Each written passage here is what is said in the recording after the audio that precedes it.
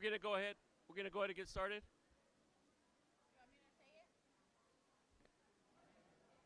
I'll wait for Tony.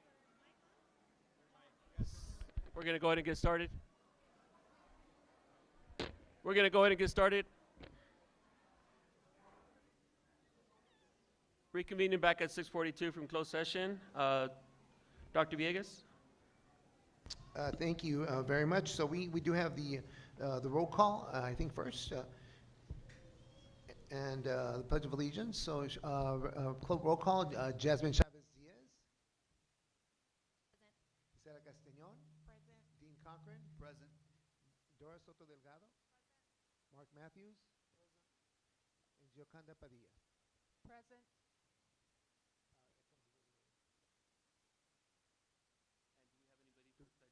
We do have someone for the Pledge of Allegiance today, and so I believe we have one of our schools here today.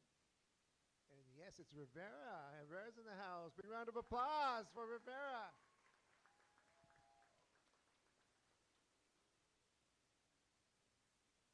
Hello. Hello and good evening, everyone. Good evening, board, cabinet, and community. My name is Mrs. Renteria Estrada, and I am the proud principal at Rivera Elementary. Today I'm here, and it is my honor to introduce one of our very awesome Eagles. She has been at Rivera since preschool. So we always talk about how this is the longest she's ever going to be at any school. So she truly exemplifies all that it is to be an awesome Eagle. She's responsible, she's respectful, she's just kind and sweet, and honestly, just a natural leader. She is what you would say a scholar athlete, but scholar always comes first, and that's what I respect the most about her. She comes back to Rivera with championship rings because she plays all kinds of sports, so she could probably tell you more about that. But at school, she's also a multiple time Eagle of the Year winner. So she is just a rock star. So if you can please help me in welcoming Gianna Palomino.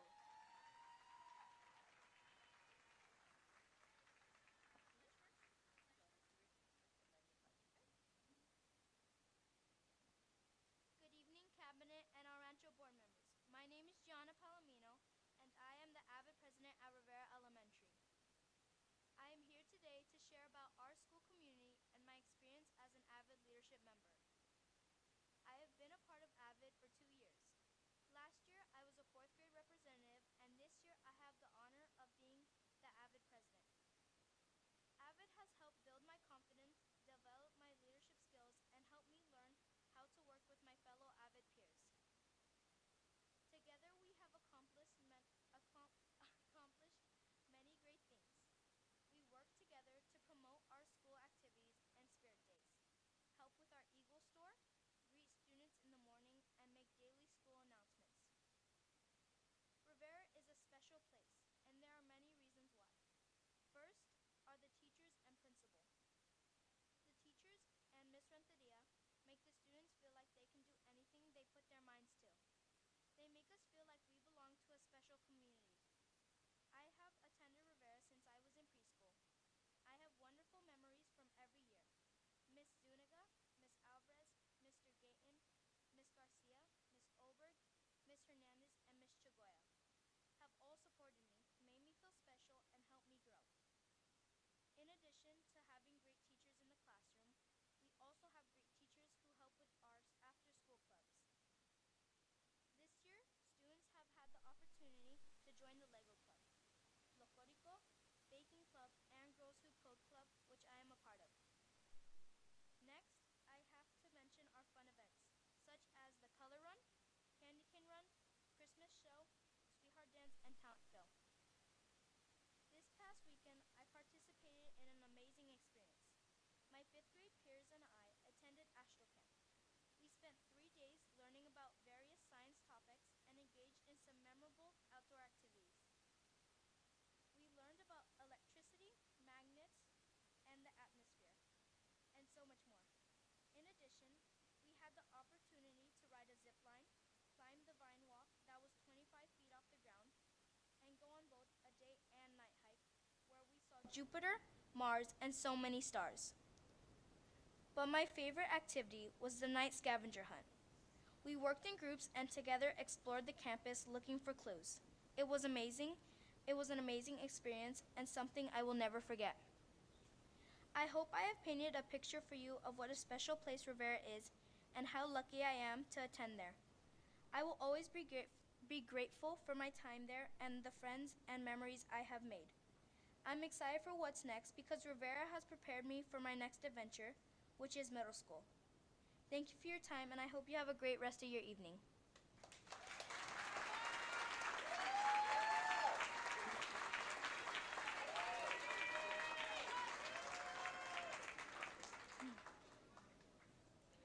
Now please stand and join me for the Pledge of Allegiance.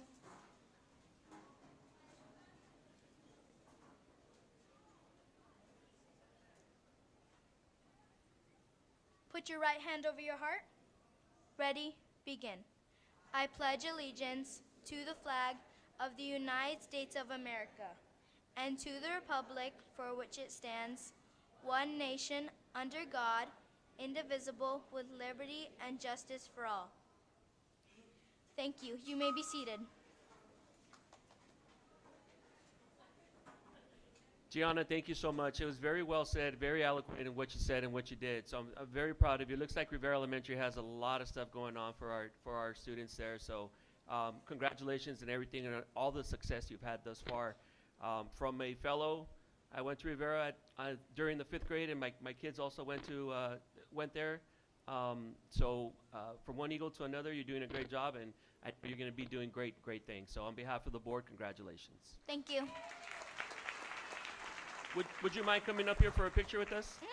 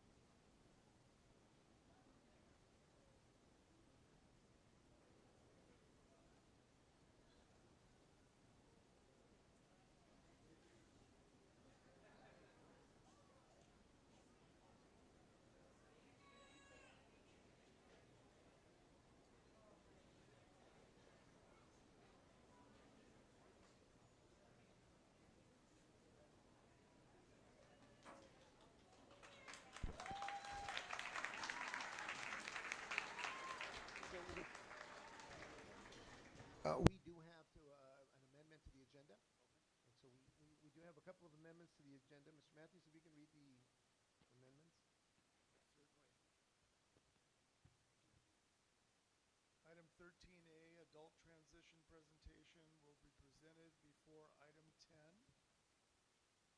16A3, agreement with Leading for Student Success, item amended to add a cost not to exceed amount of $7,500 for the $300 per hour for leadership support.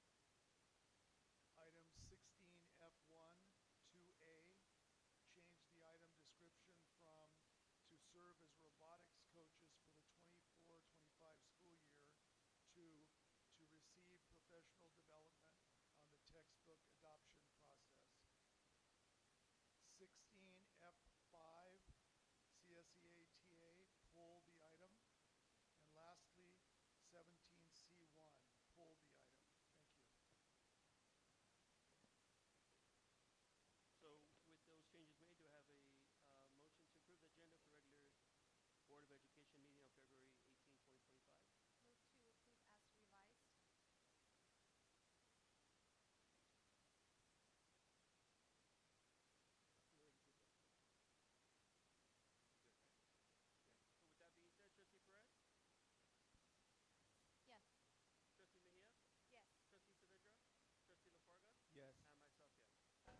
Okay, and at this time, if we can have the coaches with the athletes. Yeah, yeah, but I was asked, right? This is it right here? Yeah. So they're going to ask him out, and then while we report. Yeah. Yeah.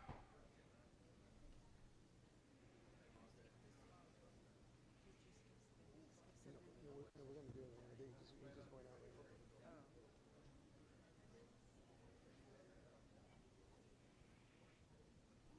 You take some.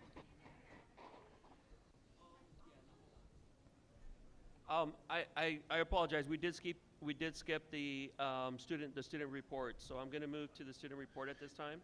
Mr. Point of order, we do need to do the report of actions taken in closed session at this point.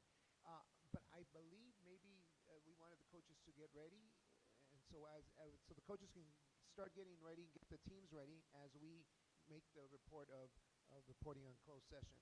Thank you. Yes, I did see that. Thank you so much. So at this time, if we can get the student athletes and the coaches to line up outside, I think we're good, right? Okay. So then we're going to move on to item number 7, report of actions taken in closed session. Thank you. And there are a few actions. We convened into closed session with closed session discussions commencing at 5:11 p.m. And the following persons were present: President John Contreras, Vice President Hector Lafarga, Clerk Christine Saavedra, members Esther Mejia and Arlene Perez were there. I was there. Legal Counsel Norma Copado was there. CBO Rodriguez Padilla and Assistant Superintendent Mr. Matthews were all present. As to item A, concerning presentation of the Supplemental Employee Retirement Plan, at about 5:25 p.m., consultants from Keenan Associates joined the closed session. Members of the board were provided with briefing and update, and no reportable final action was taken. Consultants from Keenan Associates exited at 5:31 p.m. As to the matter concerning employee organization, members of the board were provided with a briefing, and no reportable final actions were taken. As to item B, members of the board were provided with a briefing and update.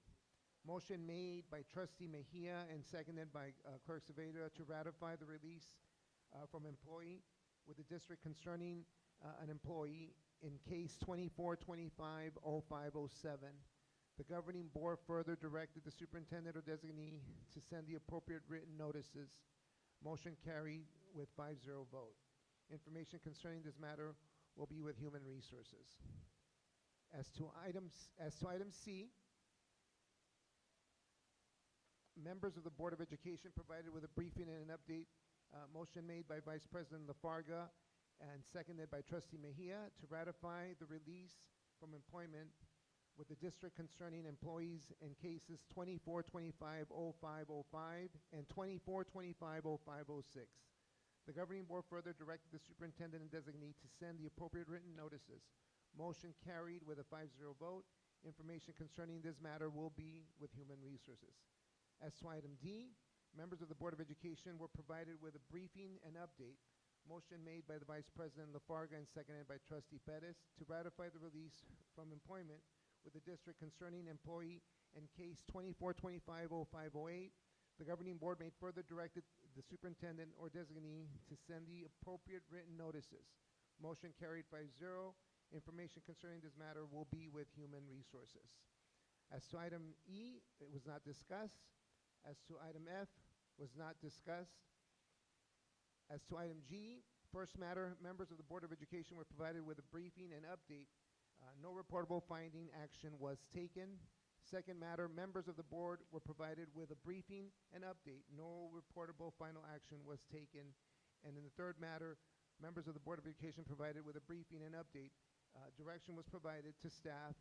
No reportable final action was taken. And closed session concluded at 6:35 p.m. Excellent, sir. Thank you so much. So moving forward, we're going to go on to item number 8, student reports. ASB President, El Rancho High School, Camila Zuno.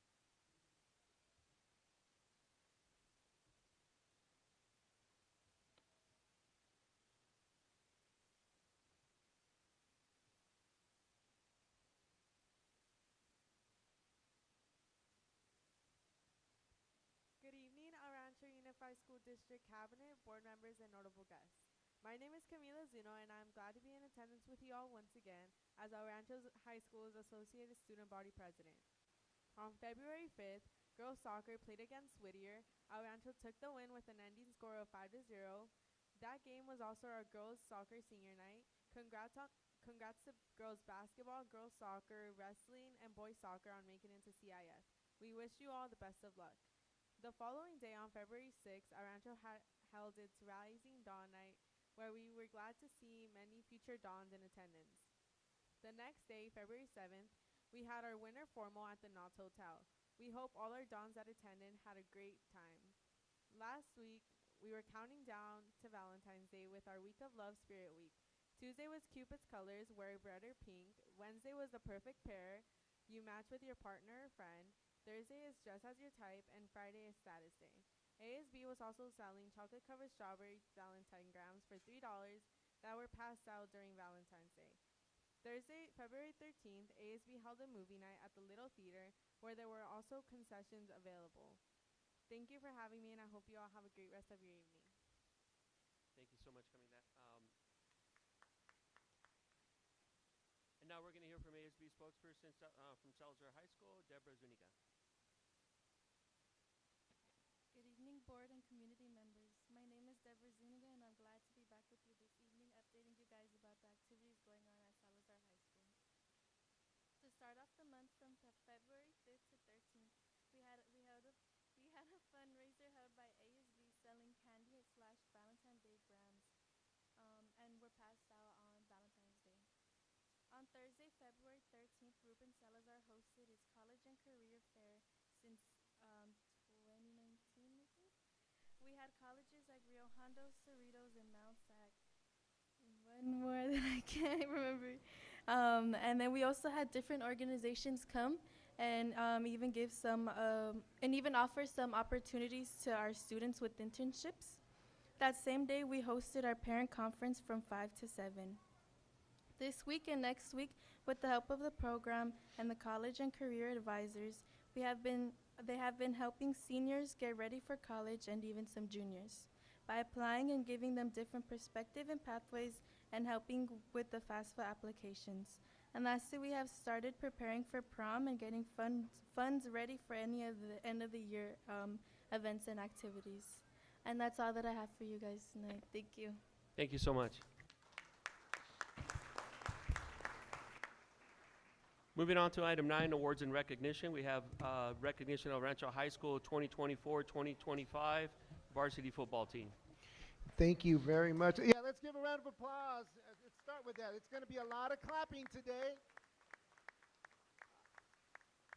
I want to just take a moment to thank all the family members, all the parents, all of you that are here and the work that you do to make sure that your student athletes participate in the various activities that we have. And today we have several of our athletes that will be recognized, but I want to start with our football team that really has did an outstanding job this season. What a season they had, really record-breaking. We hadn't made it this far in CIF in, I believe, like 25 years, so we are so proud of the work that they've done, and the resilience that they've showed and the ability to adjust moving forward.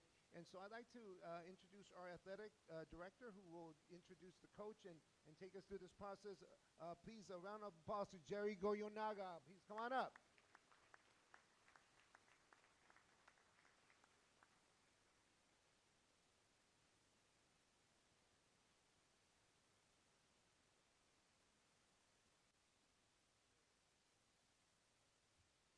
Board, Cabinet, thank you so much for having us here tonight. It's an honor, and parents, thank you so much for being here, community. It's an honor to be here on behalf of El Rancho Athletics, but also on behalf of our football team, our coaches who are here tonight, Coach Adrian Medrano, who is not only a colleague but also a friend. He's been at the helm here at El Rancho for 9 seasons now. And before we come up and I have him speak, I do want to address the fact that most of our teams in football, specifically, for the last 2 years, we've been dealing with this facility project, and obviously we're all excited as a community, but these boys were basically without a home for the last 2 years.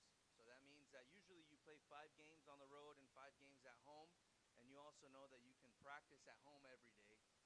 But for 2 years now, for 2 seasons, these guys have been practicing off-site and basically playing 10 games every season on the road. And despite that, they were able to make the CIF finals this year. So I think that alone deserves a huge recognition. And something that I've noticed as an athletic director now for 4 years, and also just being a member of this community even as a kid, anytime that our football team does well, it does something to our school. And it invigorates our other sports. I know it motivates our other coaches to reach those successes as well. And we're seeing that even in our winter season, as some of our winter sports are having an awesome season themselves. But it takes all of us, right? So it's a pleasure and honor to be here. And I want to introduce Coach Medrano on a great year, and hopefully he can tell us a little bit more.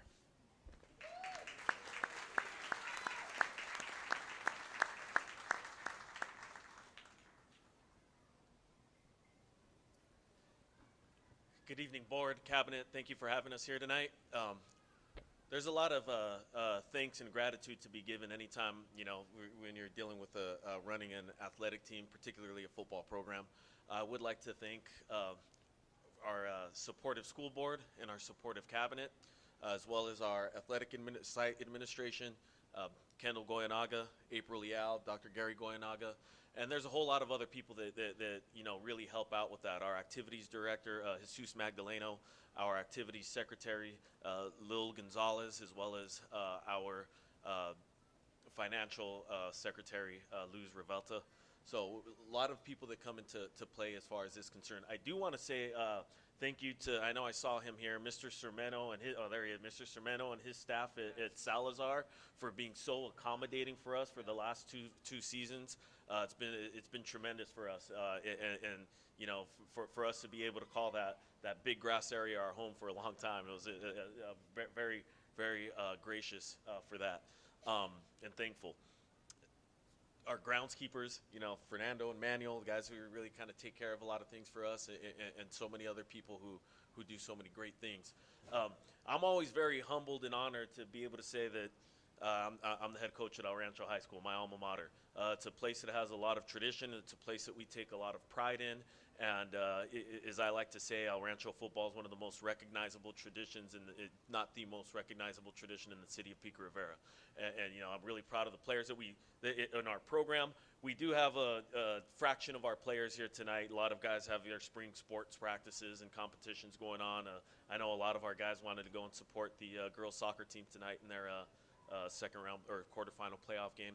So we do have a fraction of our players here. Also want to thank our assistant coaches who put in a tireless amount of effort.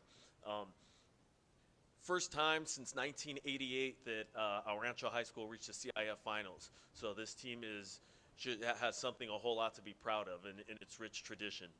We had 8 all-CIF players, most in El Rancho history this year. So to be able to continue to do these things and to win multiple playoff games in this last 9-year span. We've had 8 playoff victories, which is the most in that playoff span in quite some time as well. So something that we're all really proud of. But most importantly, these guys are also taking care of business in the classroom. And one of the things that I love to hear the most as well is when a teacher or faculty member comes over and says, hey, I could tell who a football player is because he says yes sir, no sir, yes ma'am, no ma'am, and they could conduct themselves with a high level of respect for the people on our campus. So without further ado, thank you very much.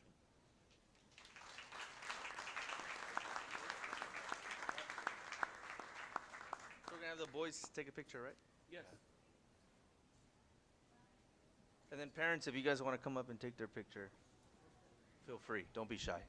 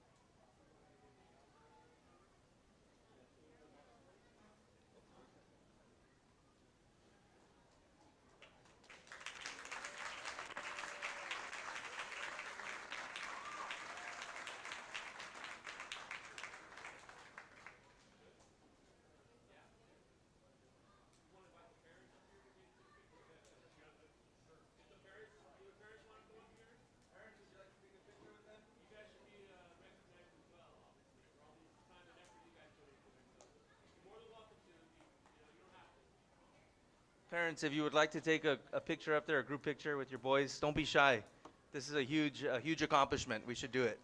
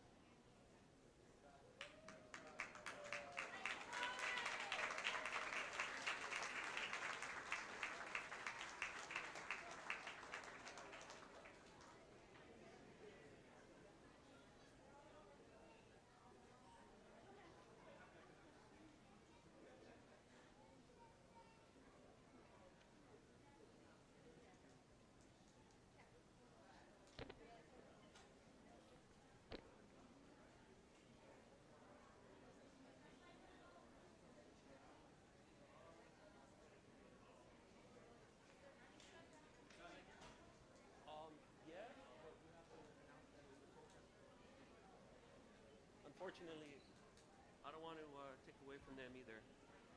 Yeah. Coach Medrano, before you do leave, I first and foremost I want to thank you for the very successful season. You know, I know it was these last 2 years have been rough, they've been tough, but you've proven the resilience of what El Rancho football is. You've proven. I was back in on the '88 also when we went and we traveled, but this time when we traveled. I mean, we filled up our side and 3/4 of their side. It was a great football. It seemed like we were the home team there, right? It was a great game, and you guys, aside obviously from winning that, the season was just awesome. Now with our new stadium, as we're looking, it's close to being completed. I know it will be there for next season definitely. I can't wait to see what you bring and what you show what it is to be an El Rancho Don. So thank you very much. From one alumni to another, on behalf of the board, thank you for what you've done. And to your coaching staff as well.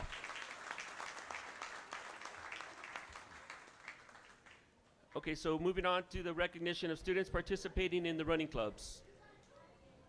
And so, yeah, let's give them a round of applause. Yes. I know there was a movie called McFarlane USA, but I think we're going to have one called Pico Rivera or El Rancho USA because our students are running all over the place, and we have running clubs that are very, very impressive at all levels.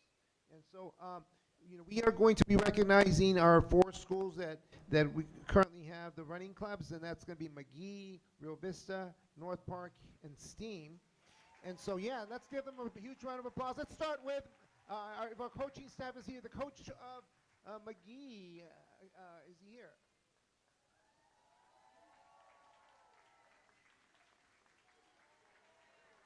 And as they come up, I'll say a few things about them. They run 2 seasons annually. 53 students involved in grades K to 5. The coaching staff consistent of Ada Knapp, Veronica Persona, and Dean Knapp. And a first place finish at the Mount Sac for a 3rd and 4th grade girls team, winning 11 of 12 divisions entered at the Santa Clarita meet. For McGee, a big round of applause!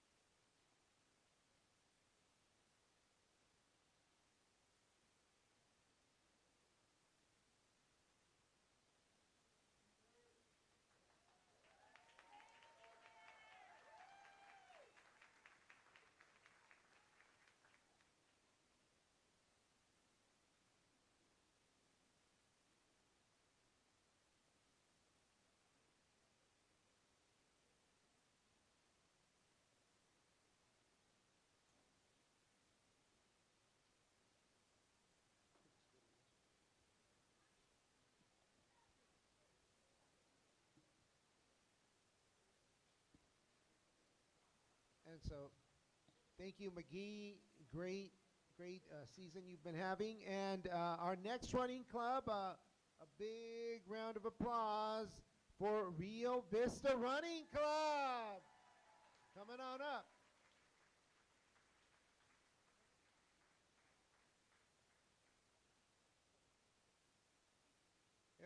It'll be a couple seconds. So.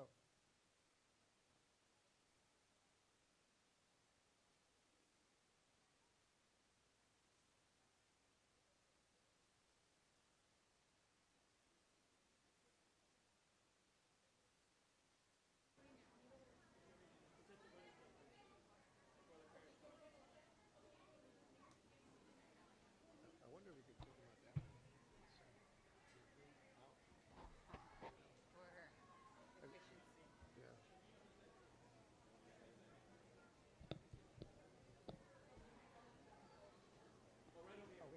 Yeah. Okay, now we can do it. Let's hear it now for the Rio Vista Running Club.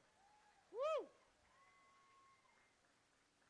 And they're led by Coach Brit Galva, Bernice Ponce, Christopher Bronson. And they've run in races such as the El Rancho High School 5K, the El Rancho Cross Country Meet, Whittier Spooktacular, Commerce Turkey Trot, El Monte Turkey Trot, Downey Elf Run, the Firecracker 5K, Santa Anita Derby, Santa Fe Springs Shamrock 5K, 5K Run Walk for Kids and Growth, the Holiday 5K, Penguin Run, and Kids Run OC, and many, many more. Rio Vista is running all over the place. Congratulations. One more round of applause.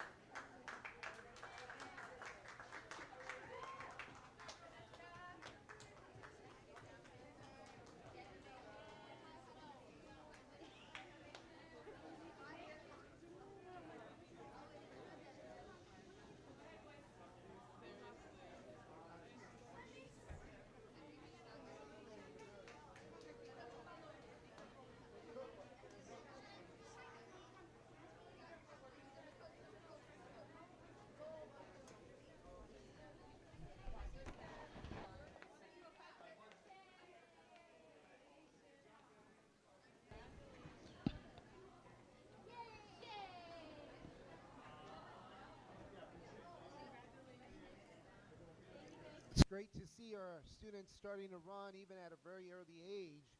And so now we have some of our middle school. And so let's hear it now for our North Park Running Club. Come on in.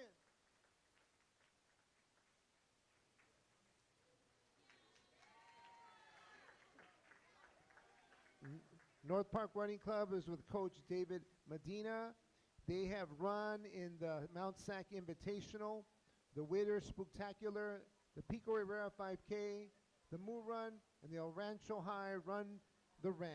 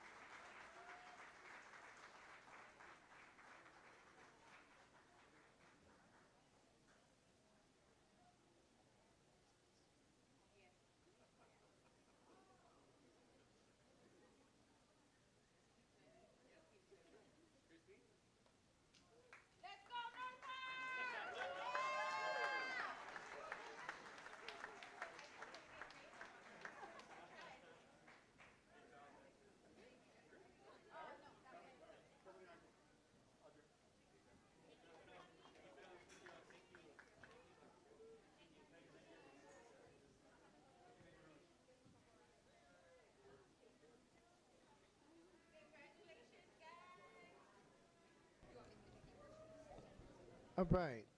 And our next running team is the team from Steam Running Club. Round of applause. Under the direction of Joshua Perea, races run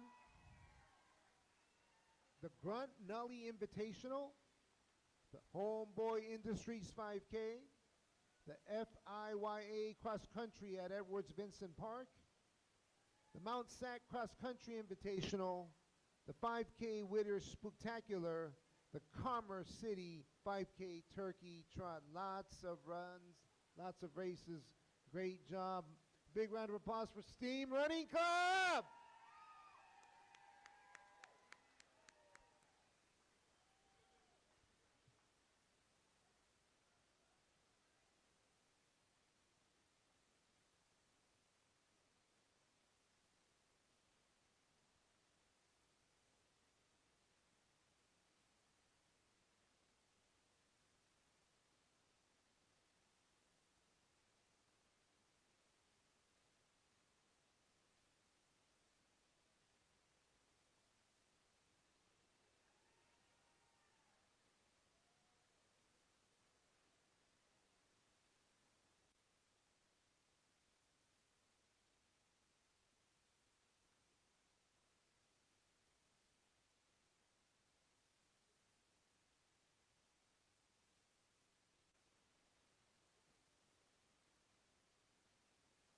All right, thank you so much. Another round of applause for Steam Running Club.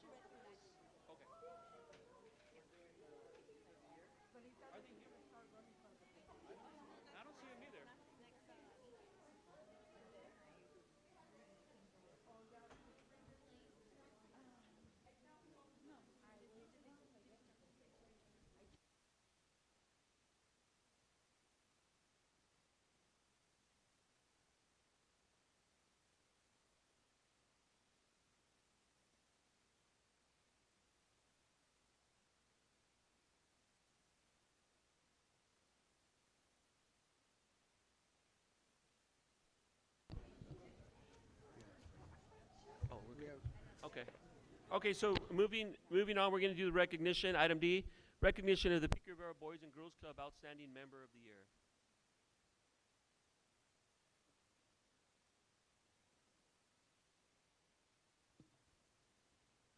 On a yearly basis, we're really proud of the partnership we have with the Boys and Girls Club. And one of the things that we really love on a yearly basis is to see this whole process of the Youth of the Year. And we get a chance to really see the dynamic insights to our students and really the support that the Boys and Girls Club provides to our students. So we're really grateful for this opportunity. I know you are going to share a little bit about that, so please do that.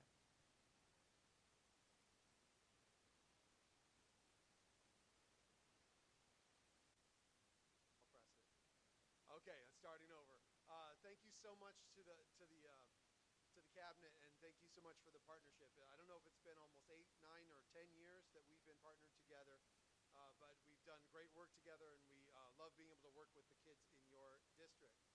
So Youth of the Year is Boys and Girls Club tradition at over 4,000 Boys and Girls Clubs. It's the most prestigious honor that we can give to our teen members. And so we have with us tonight, we have some of our lovely Youth of the Years from the Pico Teen Center. And we compete alongside the kids from Whittier, but I noticed a trend that the Pico teens seem to always end up winning the competition. So I don't know what you got going on over here. But my name is Ryan Shepard. I'm the executive associate for the Boys and Girls Club. But what I'd like to do is bring Eugene up. Eugene is our team director, and he can talk about these young ladies that are being recognized tonight. Thank you.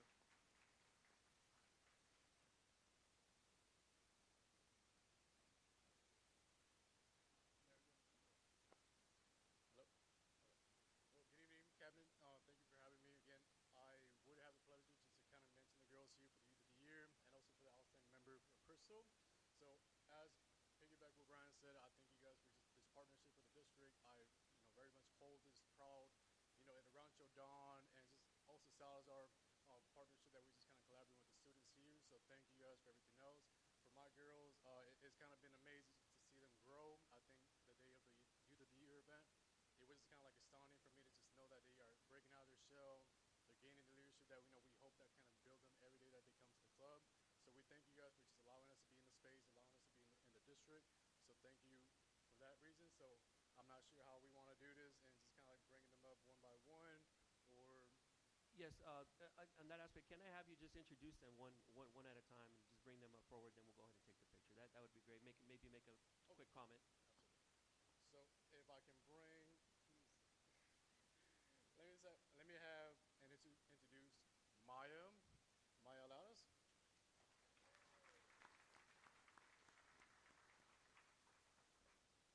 So Maya, I've been knowing her for the last 4 years. She's been joining the program for the freshman year. She had joined the first very own our pilot program for driver's ed.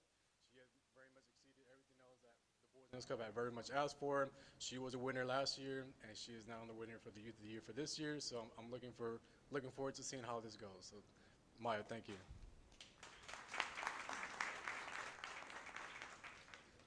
I'm looking at you. The next person I'd like to introduce is Haley Ayala.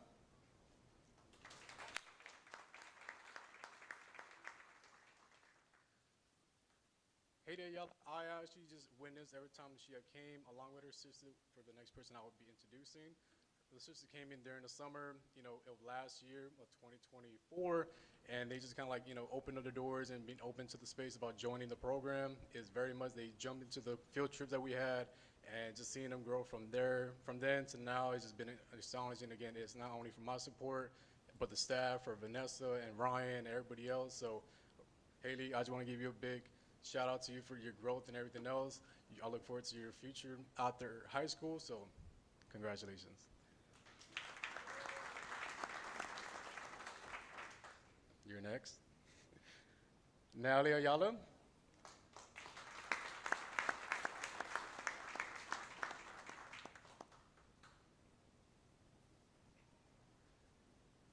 Natalie Ayala, I actually, so for this individual, I actually like to say, she has been the most person I've seen the most growth. She came in as a shy individual with no much of wanting to get to know anybody, or just kind of in the sense of just being shy, just being very sheltered in the sense of like just not wanting to like have any interaction, they're very limited. So just seeing her come to the club every day and then socially building that club. And we spoke about it at Yosemite, how she slowly started like, giving herself out to people, giving out services, offering to help. And that's something I just, for me, I come to be giving like this sense of big brother, and seeing her just come out and just be very amusing and welcoming, and just like seeing her today, I would have never imagined it last year, or just the moment she came to the door. So Natalie, I'm very proud of you.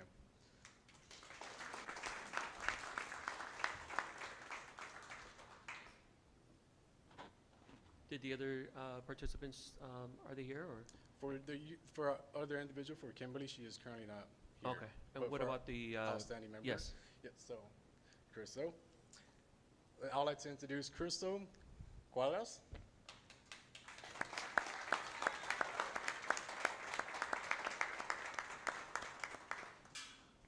For Crystal, she is also along with Maya, where she had came her freshman year. She had came every day to the club, and this is actually during the time. And let me just reminisce when we were actually here at Rancho High School in the bungalow out in the back, and just everything else is kind of like, let's kind of formulate a program, let's have discussions, and just seeing it from there to now, where we're like having a bigger space, have more accessibility for like our gym and big old platforms, just having a conversation. So Crystal, being part of the movement, being part of like just the atmosphere of where we came from so far.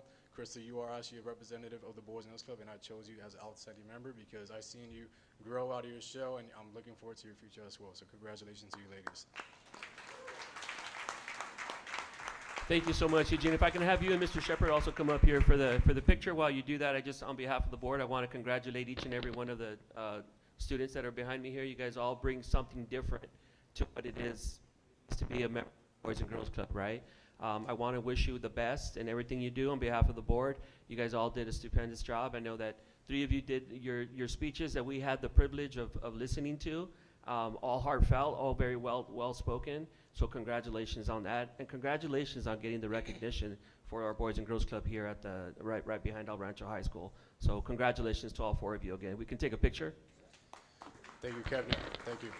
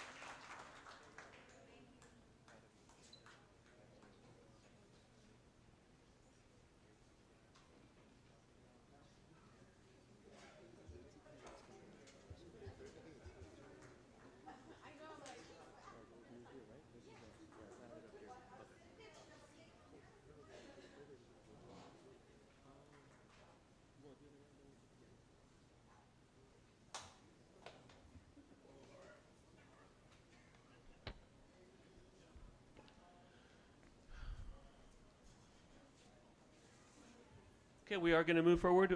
We did push one item up, which is item 13A, which is the Adult Transition Program presentation. Dr. Villegas? We as a unified school district are very fortunate to be able to have this program for our students. It's really one of the most valuable programs that I had the pleasure to be part of and to see, and to see the dedication, the growth that these students have. These students, many of them have been in our schools for their entire educational life, and they continue to be there, and they continue to learn some very special skills. And I'd like to introduce Mr. Cochran to say a few words as he introduces the rest of his group. Thank you, and your introduction was great. So we deal with students a little bit beyond and before they start the typical school program. So in special education, we work from 3 to age 22. So a lot of our students have the opportunity to really spend a lot of time here in El Rancho. And this is a unique group, and I've known a lot of these guys since they were preschoolers. So I've got to see them almost through their whole journey, which is really neat to see. So we have some special speakers tonight. They're going to tell you about their program, the work that they've been doing, as well as 3 of our teachers and our vocational specialists who are here, who work on a daily basis providing that education. So our first speaker, I think, is Nikki. Dominic? Yep.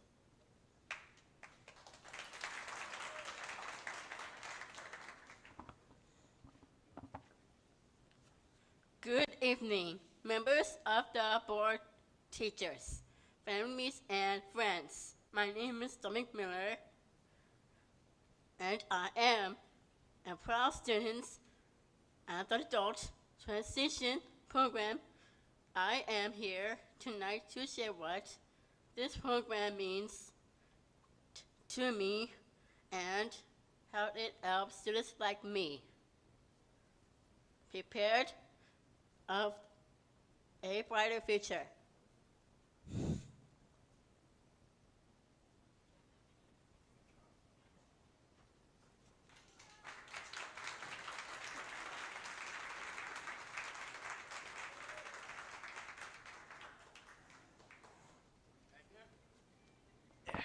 Thank you. Thank you, everybody. Thank you very much.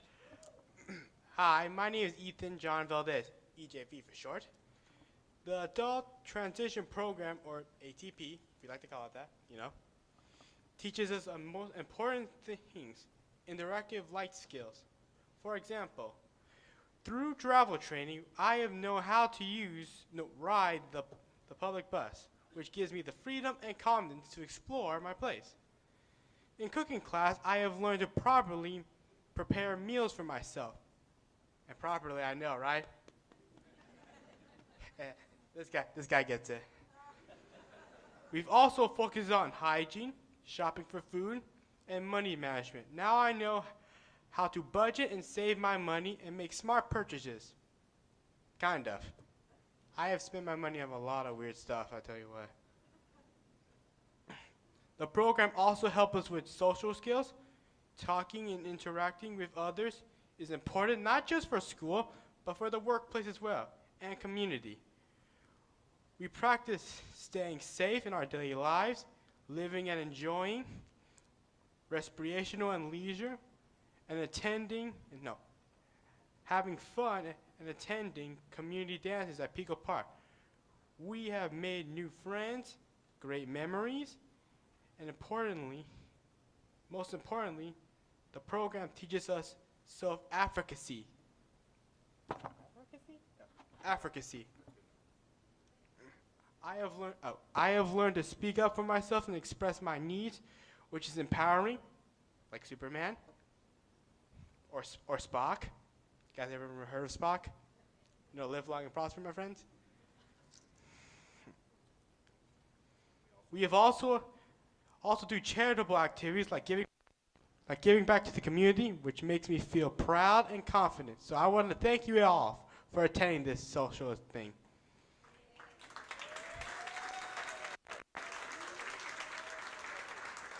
And a wise man once said, live long and prosper. This guy gets it. Him too. Thank you. Thank you very much.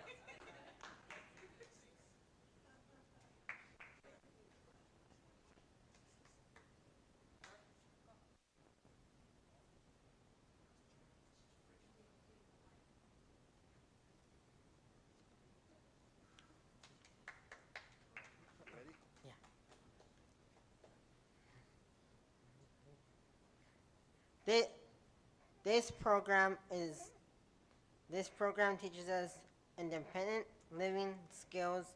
For example, through travel training, I've learned how to safely use transportation in my community, which gives me freedom and confidence to explore new places. In cooking classes, I've learned to prepare meals for myself, which makes me independent and healthy. We also focus on hygiene, shopping for food and other items, and money management. Now I know how to budget and save money and make smarter purchases. This program also helps us with interpersonal skills and behavior, learning how to communicate and interact with others. It's important not just at school, but in the workplaces and community. We practice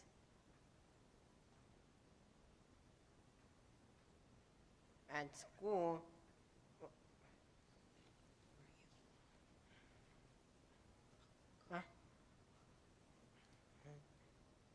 I've also had fun attending community dances at Pico Park, where I've made new friends and great memories. Most importantly, program teaches us self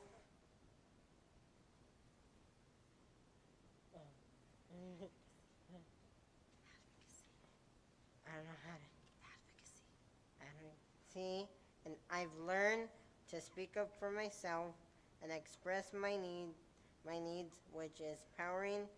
We also do incredible actions like giving back to the community, which makes us feel proud and connected.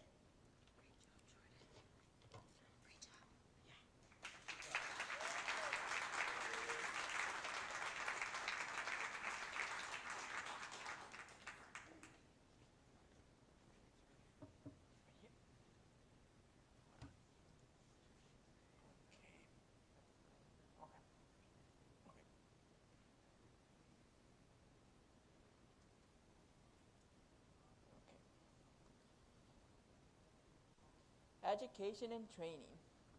The program also focuses on education and training. We attend Job Club where you learn about job seeking skills, how to write a resume, and prepare for interviews. Classes on nutrition, time management, goal setting, and routines that helps us stay healthy, organized, and productive.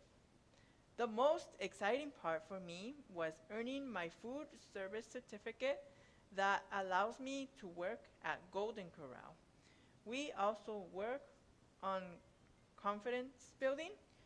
For many of us, this is life changing.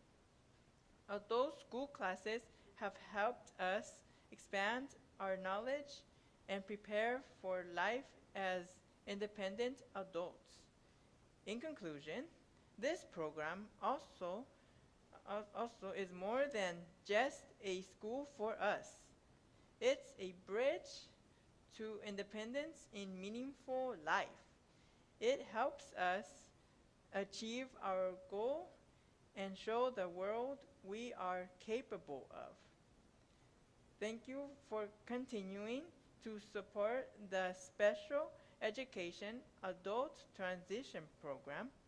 Your commitment helps students like me succeed, grow, and contribute to our community. Thank you for listening.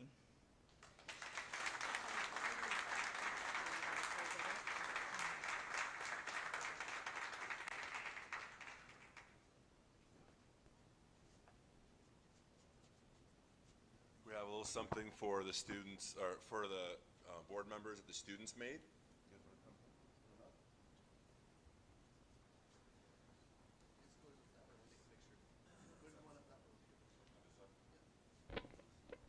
Mr. Cochran, as they come up, I just want to congratulate everybody that's involved in this program. It's such a beautiful, awesome program. I've had the privilege to go look at what you guys do there at Salazar.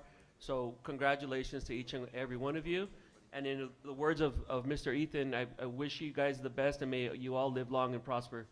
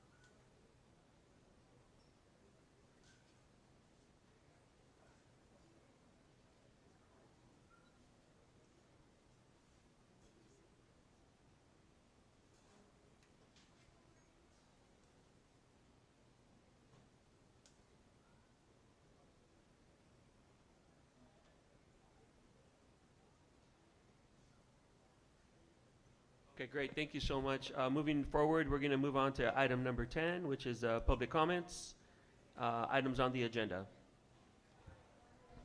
We do not have any items on the agenda for tonight. Oh, and then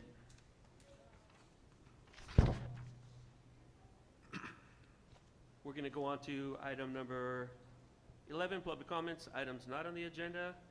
Before doing so, I'm going to go ahead and read the conducting of the district's business in public. Persons in the audience during the meeting of the Board of Education are asked not to talk during the presentation or meeting. If conversations need to take place, please do so outside the board meeting so as to not disturb others or the meeting. Please make sure your cell phone is turned off and silenced at the time. Dr. Vegas? Okay, we have first Anthony Islas.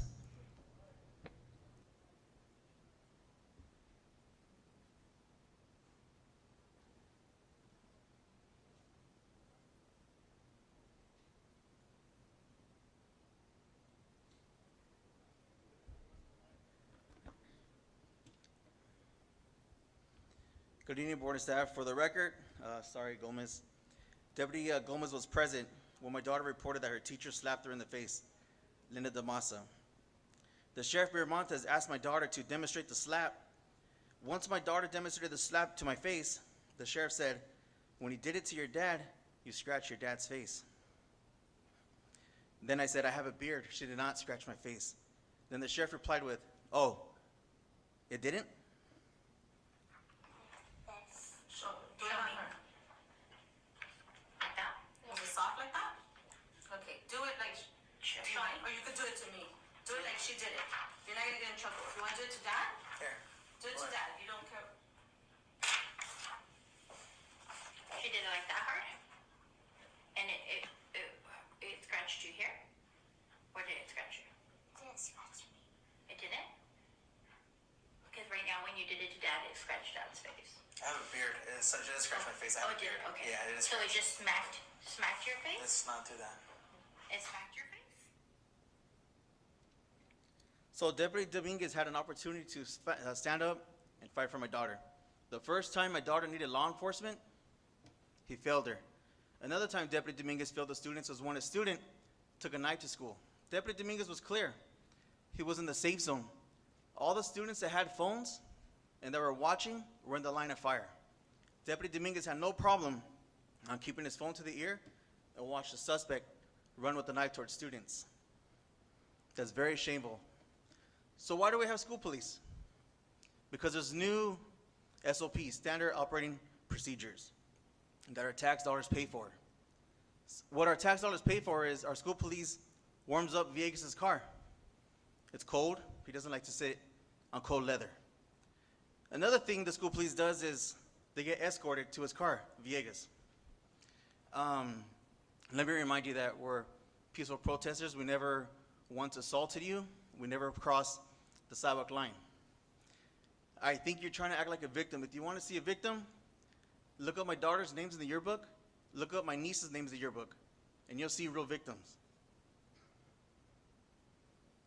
Deputy Dominguez had a chance to step up and live up to the oath that he swore by. Instead, he was just a overpaid security guard. That's pretty much it. Thank you. Thank you.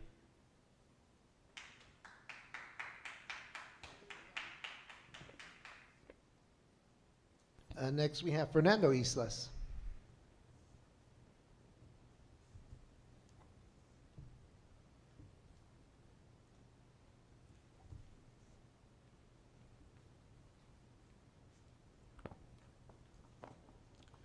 To begin with, I want to make this community aware that this district just modified its board meeting sessions from 2 meetings a month to just 1.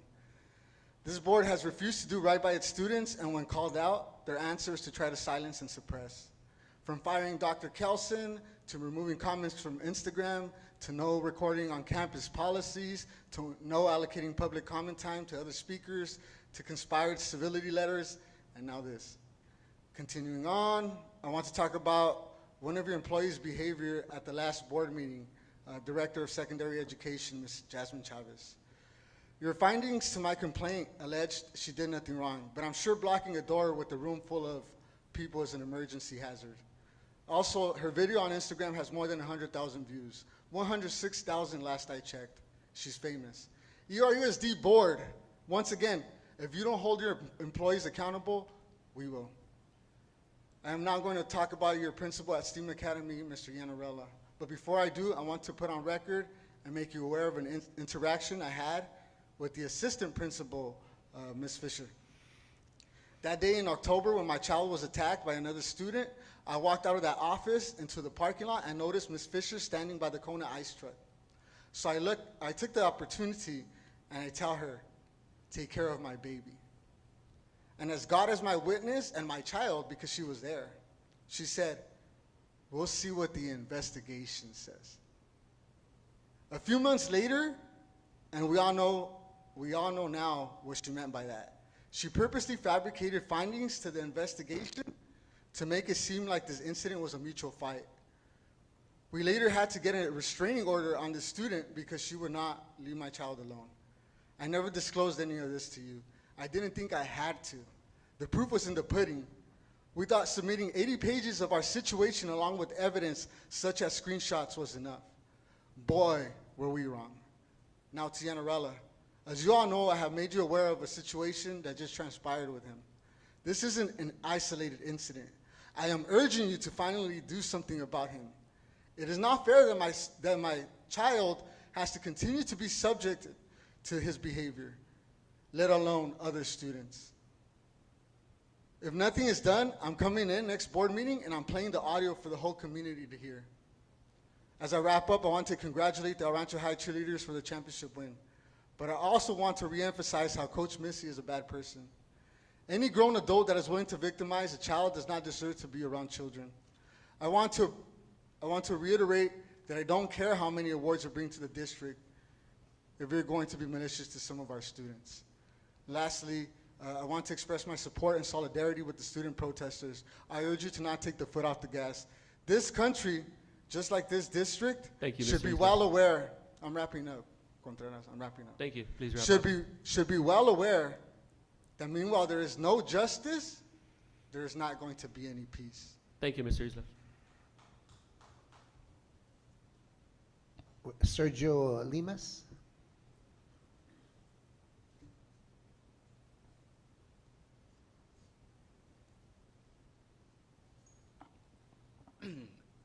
Good evening, members of the board. Thank you for allowing me to speak, or allowing me this platform to speak. I'm not someone who typically volunteers to speak in front of an audience, but my deep concern for our track program has compelled me to do so. As many of you know, a major remodel of our facilities began last year, and one of the most noticeable additions is our brand new track.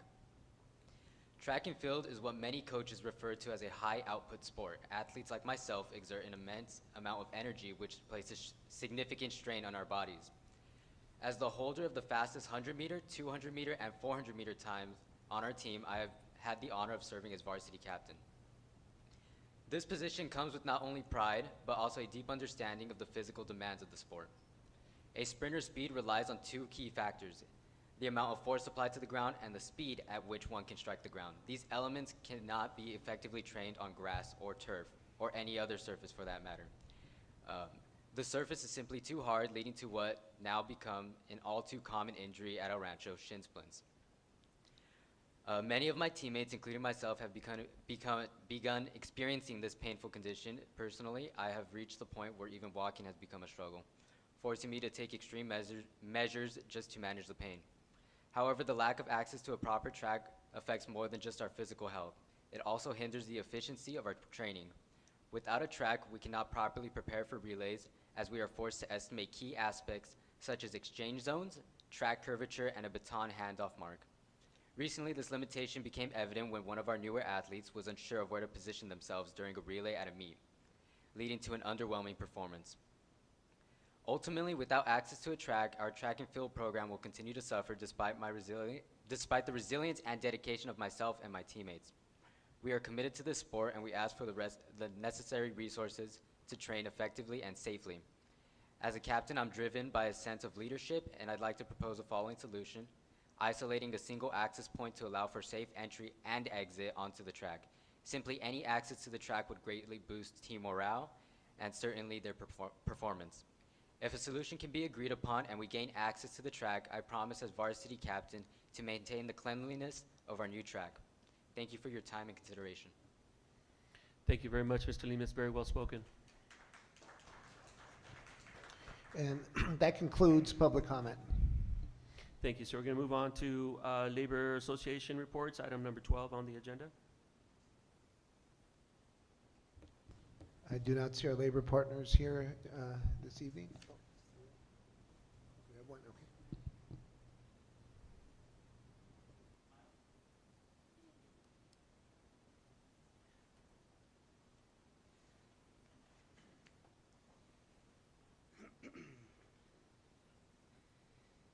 Give me 1 second.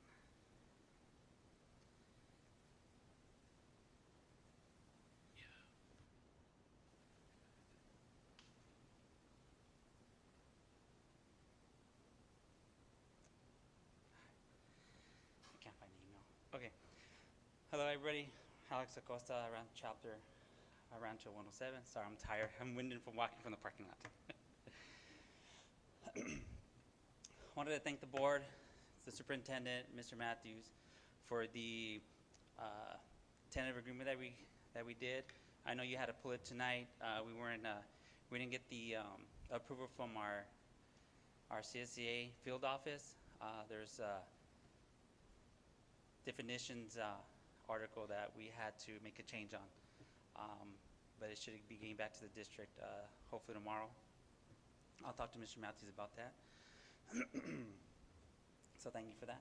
I want to thank Gio for the PARS retirement. I saw on the agenda. There's 72 people or less, something like that. 73.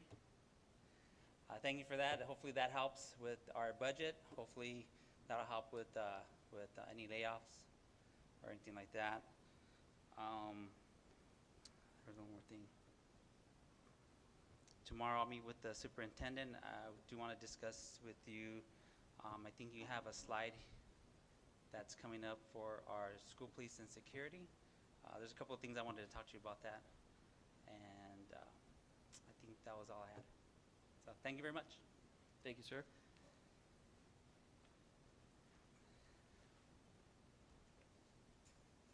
Does that do it for the Labor Association? I don't think we have anybody, right? Okay, moving on to item 13 now. Item B, presentation on the expanded learning opportunities ELOP after school programs.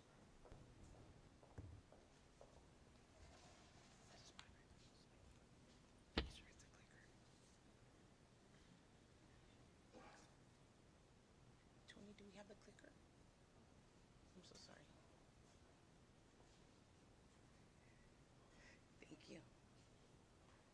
Good evening, board members, Dr. Villegas, cabinet members, and members of our district community. It is with this presentation that we would like to highlight some components of the programs our schools have to offer our students, as well as the program that Think Together offers. During this presentation, Mrs. Sylvia Vela Amaya, our ELOP coordinator, and myself will share what we have been able to provide our students this school year. As you know, the Expanded Learning Opportunities Program, which will refer to its acronym ELOP, provides funding for our enrichment programs for transitional kinder through 6th grade students. The intent is that the expanded learning programs are student-centered and results-driven, but do not replicate learning activities from the regular school day and school year. In the next slides, we will review what after-school programs are funded at our elementary and middle school sites with ELOP funds. As you know, all our elementaries have Think Together and a variety of ELOP-funded programs. Our 3 middle schools also offer those programs. We want to assure you that all students who are interested in participating in TK through 6th grade do have that opportunity.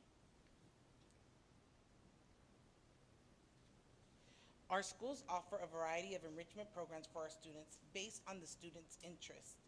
All our elementaries offer Think Together, and both elementary and middle schools offer Student Nest. Student Nest is an after-school academic enrichment program that provides academic support in language arts and mathematics to 3rd grade through 6th grade students. As you can see in the chart provided, we offer an array of new programs this year, including robotics, Girls Who Code, and gardening clubs. Each elementary site offers different opportunities.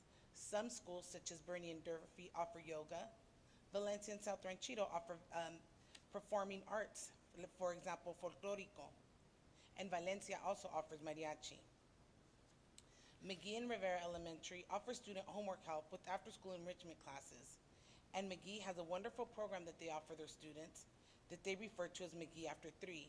That program has a comprehensive opportunities for students to participate, where they can do coding, a STEAM elective, track and field, and soccer. They also offer tutoring opportunities for students. Rio Vista and North Ranchito also have enrichment programs that students can participate in. They have folclorico and robotics, while Rio Vista has pickleball and running club. It is our hope that these enrichment activities allow students to explore various subjects, activities, and interests. Ms. Bella Amaya will now share with you how our partnership with Think Together provides students with a comprehensive program that extends this school day to 9 hours with engaging activities, as well as information, as well as the programs that our middle schools offer.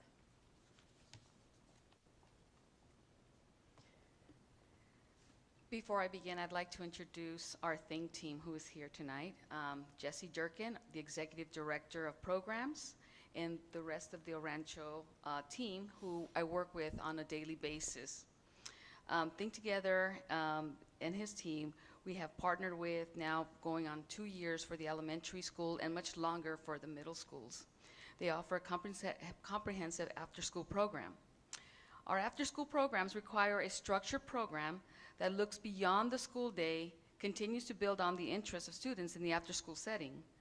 Our after-school partner, Think Together, does that. Think Together provides daily learning supports through problem solving, practice, and acceleration to grade level standards with ELA and mathematics, reading and writing workshops, and center-based learning, TK to 2, and stations and rotations, grades 3 to 6, goal setting and progress celebrations. They also provide enrichment clubs through hands-on active project-driven learning experiences, student-created art and science projects, culminating events including showcase performances and exhibitions like Lights On after school. They also provide opportunities for daily physical activity, which in turn allows participants to experience cooperative group team building activities, personal goal setting and progress celebration, teamwork and sportsmanship practice opportunities. These various lessons and activities will support our students to develop self-awareness, self-control, and interpersonal skills that are vital for them to succeed in school, build healthy relationships, and make positive, responsible decisions. All of these experiences are conducted at all our 8 elementary school sites and 3 middle school sites on a daily basis from dismissal until 6 p.m. During the summer, in addition to our traditional summer school program, our partnership with Think Together continues. We will make it possible to provide a 9-hour enrichment program with a robust curriculum that offers field trips. The program will be taught by Think Together and staff and will continue to be funded through our ELOP funds. And this slide here, you'll see that our enrollment numbers and our average daily attendance in the Think Together program. We are now serving 923 students after school. Since Think Together is a comprehensive program that serves the interests of our community, we wanted to gauge what the satisfaction of all our stakeholders, including students, parents, teachers, and administrators. In collaboration, we developed a simple but definitive survey conducted exclusively by our district to see what was working and what might need improvement. Much to our delight, we received, for the most part, very positive feedback from all of those involved. I would like to mention that all the surveys were completed independently, including our students. Only students in 3rd grade or above were asked to complete the survey. In our elementary and middle school student survey, you can see that students completed the survey with an average response rating of 90%.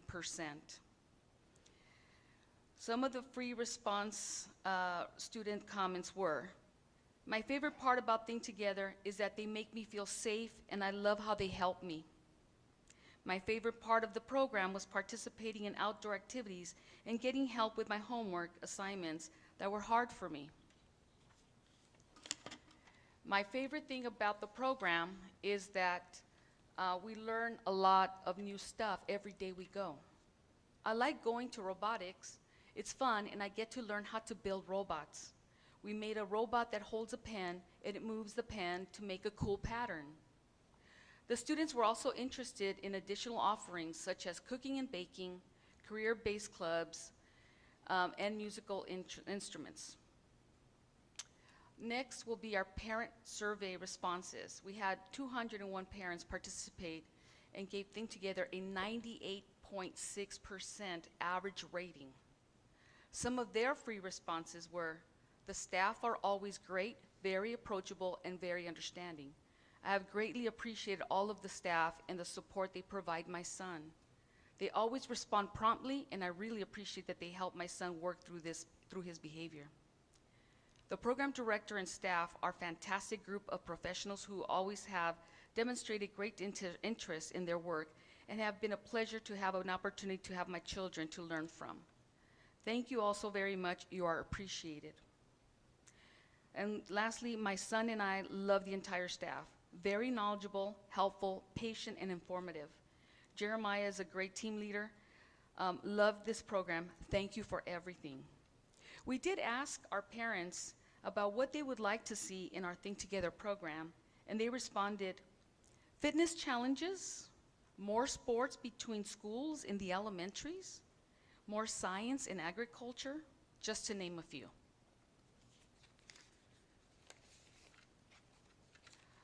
We also surveyed our teachers in our district, and we had 87 teacher responses with an overall rating of 87.8%, saying the program is very effective in supporting student learning and growth.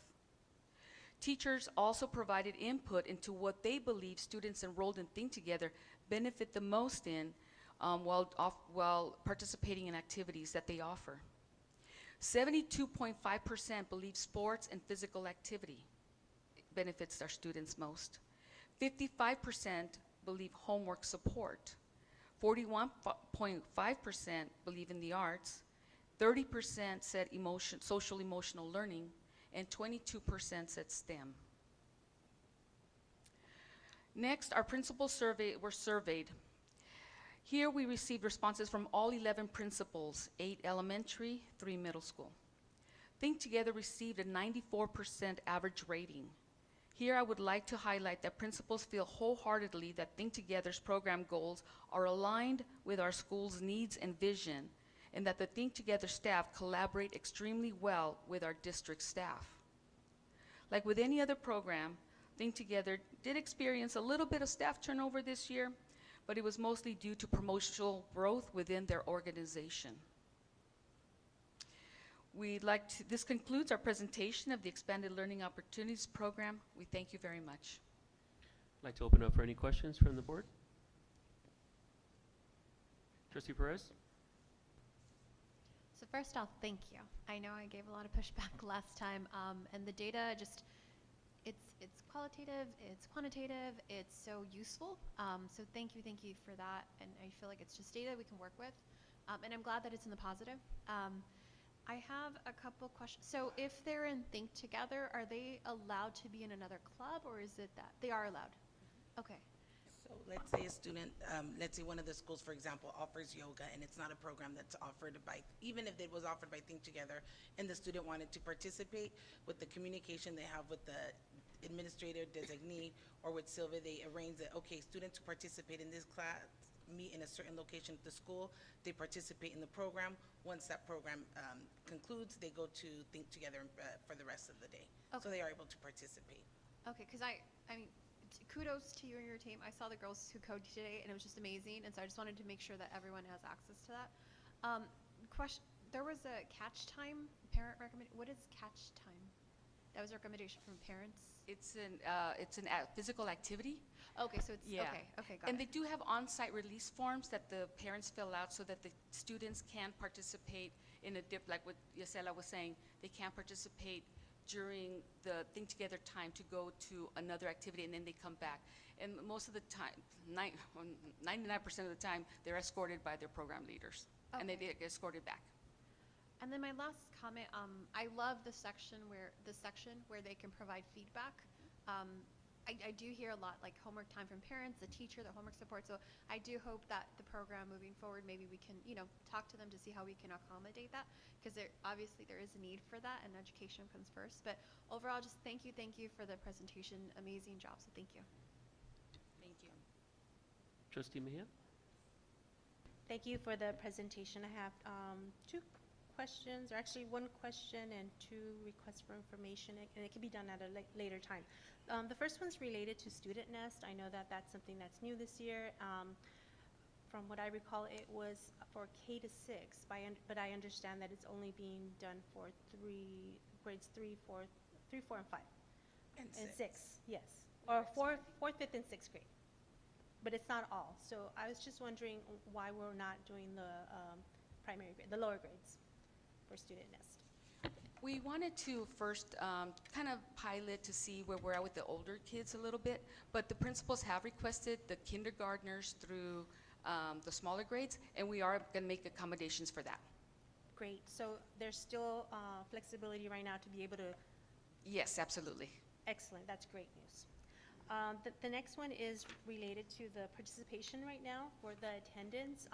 Would we be able to get a breakdown on, like, if there are English learners, are there kids that are, at Promise that need that additional support? Just making sure, I know that, this is a great opportunity for our students, but I would like to see the data of which ones are being served, the ones that need it the most. It's open to everyone, but it'd be great to see, what the numbers are there. And then lastly is, I agree with Trustee Perez regarding having that feedback there. I know parents are saying more sports within schools. So yes, back in the day, we used to have intramural sports, and we would play against other school districts, other school sites. So my suggestion would be is do a cross country. That's so inexpensive. We could start there.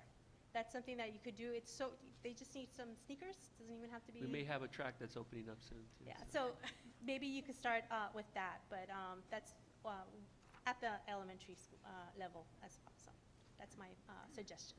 Thank you again for the Yes, presentation. Think Team? No, and the wonderful, at least I want to say with the collaboration we do have with Think Together, these ideas, they do, we will debrief after the meeting, say, what can we do, how can we, we've done this with other districts, this is what we could think work for you. So we're definitely going to take these suggestions and hopefully work together to make them better and offer a different variety of programs for our students. This is year 2, and I think we've come a long way in how they support us in our partnership. So I know, Ms. Perez mentioned the Girls Who Code, the opportunity for students. Unfortunately, at some sites, they don't have teachers or personnel that can support them at the school site. We have partnered with Think Together with it, where we've trained and worked together with their staff so that all students who want that opportunity to participate can. So if our teachers aren't supporting it, Think Together staff is. So we do want to make sure those opportunities are available for all students if they can be. Thank you. Trustee LaForga? Thank you very much for the presentation. Same sentiments in terms of the data. It's very helpful, and I'm glad to see that it's very positive in terms of experience for all the stakeholders. One of the questions I had, because I know the grid is fabulous in terms of the offerings. So just for clarity, Think Together has its own curriculum, right? And then the others, like Student Nest, is things we bring to the table as a district? Student Nest is also a third-party vendor that we're participating to support our students. Right. Different school sites have different staff to support the different enrichment opportunities. Some sites have consultants that teach folklorico. Other sites have their own teachers who teach it. We do want to make sure, we've talked to principals, they're aware of the opportunities that are there for them and for their students so that they can offer those classes to their students. Student Nest is an outside vendor, basically, Right. for tutoring for the students, and that was selected through the RFP process. We will get feedback from our principals, parents, and students as well to see what our next steps are for the incoming year. I don't know, I mean, I hate to say this, but last year, remember, we had a little, with the tutoring provider, things didn't work out as well. So Right. we are open to the feedback we receive from our teachers and parents to make sure that we're doing the best we can, offering our students the best opportunities we can. Right, right. So then, like, a Girls Who Code is also a separate vendor? So or is it under the Think Together umbrella? Girls Who Code is an organization that was brought to our attention within our district Right. from one of our data resource teachers. And so I pursued it because I really felt that STEM, we needed to grow our STEM program even at our elementary schools. So it's an organization, a nonprofit. It's a nonprofit. And so our teachers will reach out to Girls Who Code, create the club. Board Member Perez saw it today, where the girls got shirts, they got a $300 Amazon gift card, and so the teacher basically provides the coding lessons to the students.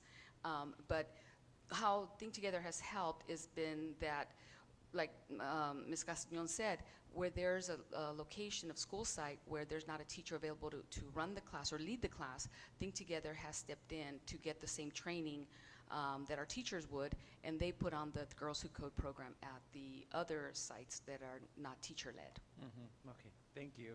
And it's also great to see the ADA. I know we have new students enrolled, right? You have a lot that sign up. Not everybody goes every day, but it's pretty robust. So that means the experience, a quality program. So thank you. Thank you. We wanted to give you as much information as we could. Thank you. Ms. Castañon, Ms. Villamaya, thank you so much for the presentation, first and foremost. Thank you to the Think Together staff. I know I've met with some of you in the past. I think you guys are doing amazing stuff, and we need to get that bond. The bond between the school and the program needs to be greater, especially now in these times that funding, we don't know what type of funding we're going to be looking at in the future. So that's where you guys would come in and supplement some of that, and always for the greater good of our kids, right? The kids that are in our district, right? So thank you very much for what you do, and thank you for the presentation. I appreciate it.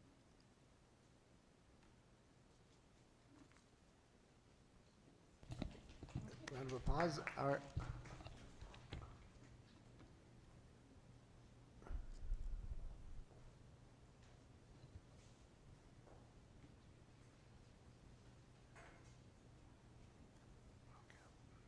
Okay, so moving forward, we're going to go on to presentation of the mid-year local control accountability plan update, the LCAP, from July 1st, 2024 through June 30th, 2025. Okay, good evening, Dr. Villegas, school board members, cabinet, and members of the community. Tonight we'll present our mid-year LCAP update. Our district considers this to be our comprehensive plan in terms of instruction, funding, and all of the other actions that we perform in the district. So just to give you a little bit of background, we last presented this to you last year. But in 2023, Senate Bill 114 added the requirement for LEAs to provide a report on the annual update to the LCAP and budget overview for parents on or before February 28th.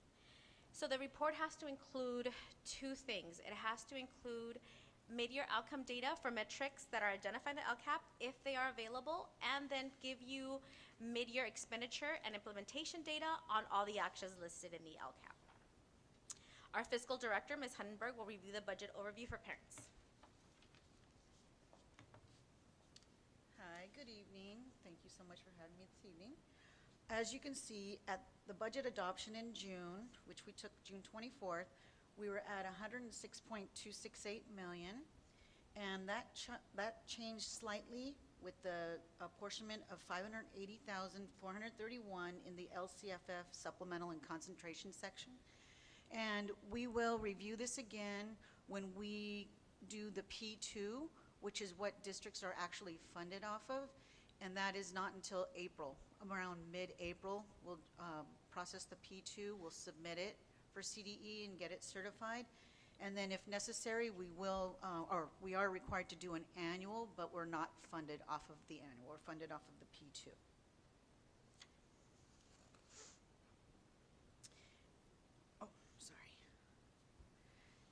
as you can see in this LCAP, we do have some goals and actions that haven't started. We have some that are in process and are in progress, and then we have some that have been completed.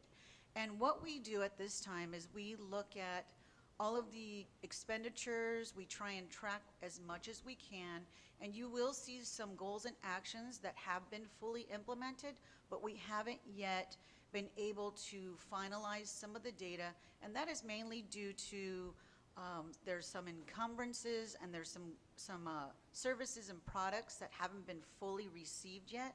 So we will recognize those expenditures during year-end closing and during the next LCAP review.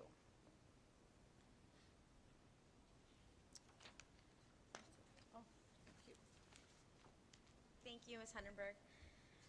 So tonight we will be sharing an update on the LCAP metrics, and similarly to the expenditures, there are some metrics where the outcome is unknown, or the outcome is in progress, or the outcome is known. For some of our metrics, and the majority of them, we are a year behind. So because we turn in our LCAP in June, some of the metrics are based on the previous year. So we will have some of that data for you. So we will begin with goal 1. Our goal reads, all students will receive standards-aligned instruction and access to a broad course of study from highly qualified teachers in safe, clean, and welcoming facilities. The metrics for this goal include various points, and they're labeled on the side, as you can see. But before we begin, I'd like to say that the metrics, again, for these, as you can see in the last column, it'll tell you whether they are available. So the first column is the metric, the second one is the baseline, and then for some, it's 22-23, again, because we're a year behind. For some, it's 23-24. The next one says what our desired outcome will be by the end of the LCAP, which is 2 years from now, and then the mid-year update is where we are. So you can see, for example, that the first metric, our baseline was there were no William complaints filed for the 22-23 school year in repairs to facilities. Our desired outcome is to maintain the status. For 24-25, because we are a year behind, again, it would read there were no Williams complaints filed for the 23-24 school year in regards to facility, and the status is then available. For metric 1.4, our mid-year update is that for the 24-25 school year, we had 1 school site in exemplary repair, 9 in good repair, and 3 schools in fair repair. Our desired outcome is for all our facilities to be in good repair. I'll hand it over to Ms. Castellon. This slide shows the other metrics we have for LCAP Goal 1. You can see, for example, that for our mid-year update during the 24-25 school year, 40% of high school students enrolled in honors, advanced placement, international baccalaureate courses, which is our desired outcome. But when you see metric 1.8, which is the percentage of students enrolled in career technical education, or CTE, you can see we are making progress toward our desired outcome, which is for 40% of our high school students to be enrolled in CTE, as 30% of high school students are enrolled in CTE for the 24-25 school year. The next slide provides information regarding the specific planned actions and for Goal 1 and related expenditures.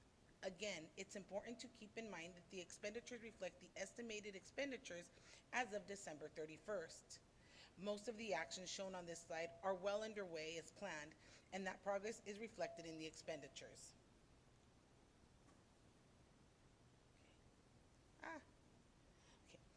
LCAP Goal 2, its actions and metrics will now be reviewed. Goal 2 states, El Rancho Unified School District will create an inclusive environment that fosters a feeling of safety and belonging among all students, parents, and staff.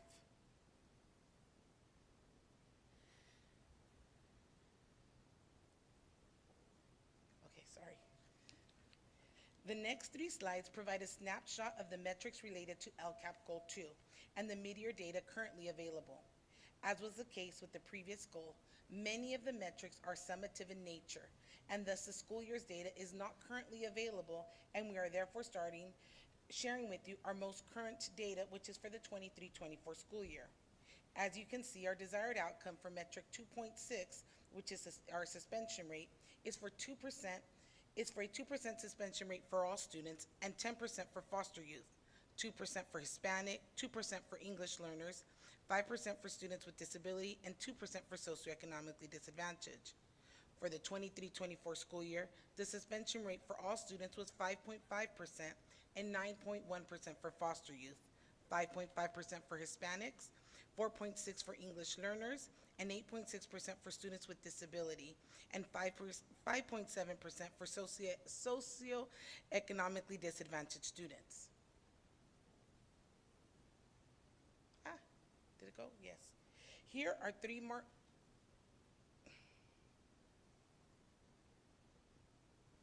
Here are the other metrics we have for Goal 2. Our attendance rate for metric 2.7 continues to increase as the district attendance rate was 96% for the 23-24 school year, and our desired outcome is for it to be 97%. Our district's chronic absenteeism rate is for it to decrease by 5% for all students as well as for each student group, and our desired expulsion rate is for it to be 1.1%, which for the 23-24 school year was 0.08%.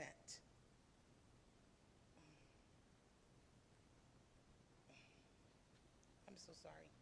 The following two slides will show our budget expenditures for the actions for Goal 2 and the estimated actuals. Most of the actions for this goal show that they were well underway as planned, and the progress is reflected in the estimated actuals. As indicated on this slide, we have expanded funds as planned for our EduClimer comprehensive data system and have parent liaisons at our schools to support parents of English learners, low-income students, and foster youth. Fund for parent workshops will be expended during the remainder of the school year. This slide shows our budget expenditures and estimated actuals for the remaining actions in Goal 2. The board certified behavior analyst is planned, and it's why you see an estimated actual of $0. Although we have it planned, we haven't hired any of our behavior techs, our certified behavior analysts to support our students. So Goal 3 is ERUSD will provide an effective instructional program to advance independence and establish academic preparedness that equips students to graduate college and career ready. So our metrics here, and I believe for this goal, most of our metrics are available. No worries. Because our metrics are based on last year's data, we have all Goal 3 metrics available. In this slide, we see growth in both the math and ELA junior CAS, which is metric 3.1 and 3.2, as well as a reduced distance from standard for math grades 3 through 8 and 11, which is metric 4. In continuing with the Goal 3 metrics, this slide is a continuation, and there was an increase in CT completion and an increase in the AP pass rates, metrics 3.5 and 3.7. There was a 0.1% decrease in an A through G and CTE combined completion rate.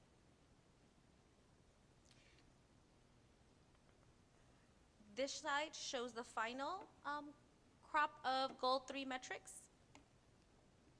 Here we see growth in the following metrics: 3.13, which is the CAS scores, 3.14, which is our senior survey, and 3.18, which is our CAF scores for math and elementary and middle schools. This slide shows the estimated actuals, and again, these are only calculated about till end of December, so some of them might not be reflected. For example, we have the Go Pass fully implemented, but the renewal hasn't happened yet. So you see it as 0, but when we come back in June, you'll see it as spent. And in some other ones, the funds have just not been encumbered, but you'll see whether it's partially implemented or fully implemented. In this part, we have fully implemented all our academic programs, but a big chunk of those, we haven't paid some of the expenditures that are associated with those programs. This is a continuation, so you'll see partially funded or fully implemented and the estimated actuals. LCAP Goal 4 is that ERUSD will improve English learner student performance by increasing the number of ELs reclassified by the end of elementary school and reducing the number of long-term EL students in secondary school. So you can see we have 5 metrics for this goal where we look at the percent of current English learners who progress or maintained an English learner progress indicator level, English learner reclassification rate, ELA and math CAP scores for English learners, and our summative LPAC results. This slide shows our budgeted expenditures and the estimated actuals for the 5 actions we have for Goal 4. Some of these actions have been implemented, but the estimated actuals are based on the expenditures as of the end of the calendar year. Please note that the EL Master Plan is currently being finalized and will be presented at a future board meeting. And finally, this is our last goal, and this one is a little different. You might notice that in the other goals, we haven't called out any schools. This goal is for equity multipliers. So we were required, all districts are required, if they receive equity multiplier funds, which are given to schools with a fluctuating attendance. For us, that's Salazar as alternative education, and that's our district office, because that's what the Virtual Learning Academy falls under. So because we received those funds, the state requires us to have a separate goal just for those schools with that money, and to show how we're addressing the groups that performed in red for those schools. So our goal is Salazar High School and district office will increase student engagement and college and career readiness by increasing the number of students completing a CTE pathway by June 2025, including Hispanic, socioeconomically disadvantaged, and students with disability at Salazar, and Hispanic and English learner students in the district office program. So those subgroups are the groups that we need to address, because those are the groups that were performing at a lower level. These are the metrics, and if you can see, these are a little different. We have the metrics, so for example, 5.1 is Salazar High School College and Career Readiness, but underneath that, we have it broken out by each specific subgroup.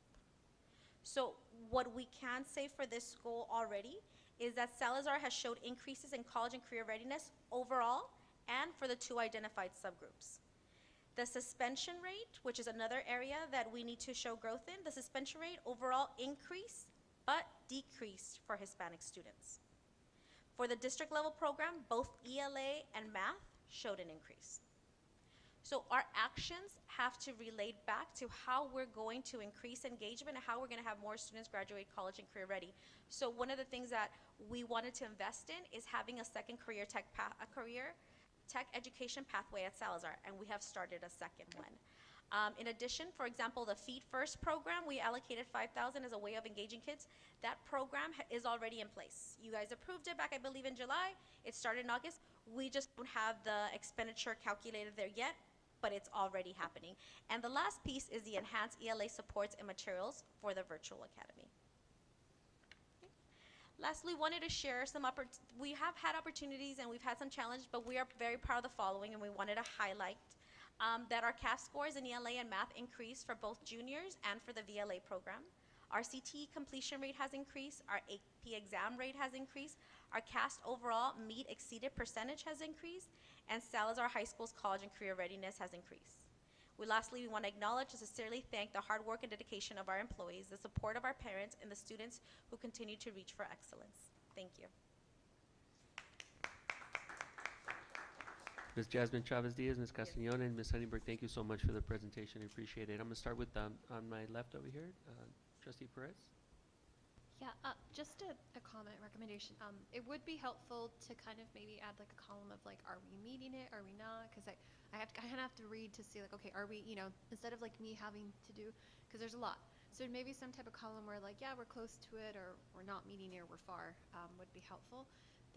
So under student engagement beyond the school day, there was a lot of funding that still hasn't been used. What happens there? So that funding we are using those funds, they're just not showing yet. So that's basically everything that happens outside of our school days. So our sports, our transportation, our coaches' stipends, our registration fees, all of those pieces can go in there. Some of them, like for example, if you're a coach, you might have not gotten the stipend because it's done per 2 semesters or end of the season.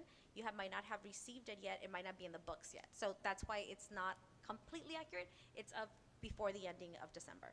Okay, got it. So even though it's, because I don't, sorry, which I'm looking back to, because I thought it said fully implemented. It's fully implemented. It's just that the funding hasn't been okay, fully good. pulled Okay, out. Yeah. so that's okay. So that's the same with college tutor. Okay, so moving to the LCAP goal 3.4 math assessment, the dashboard. It's saying that it wants to go down, I believe, by. Sorry, I have to go back to.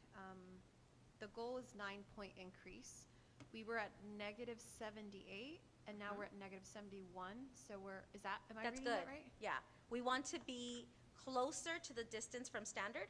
So if the standard is here and you're 78 blocks away, if you get 71, you're closer to it. So we want to shorten that gap. So what is the goal? Like, what is the number that we're trying to get? So if you look at our desired outcome, it says we want to increase or decrease that by 9 points. Okay, But so it would within the be- bottom, you have different goals for each of those subgroups. So overall, your goal is to be about -69? Like, is that what you're trying to get to? About there, that was Okay. our goal by the end, but we're already at 71. Yeah, So okay. one of the things we might look at is when we do this LCAP process, we might say, okay, we're already at 71, let's change that goal.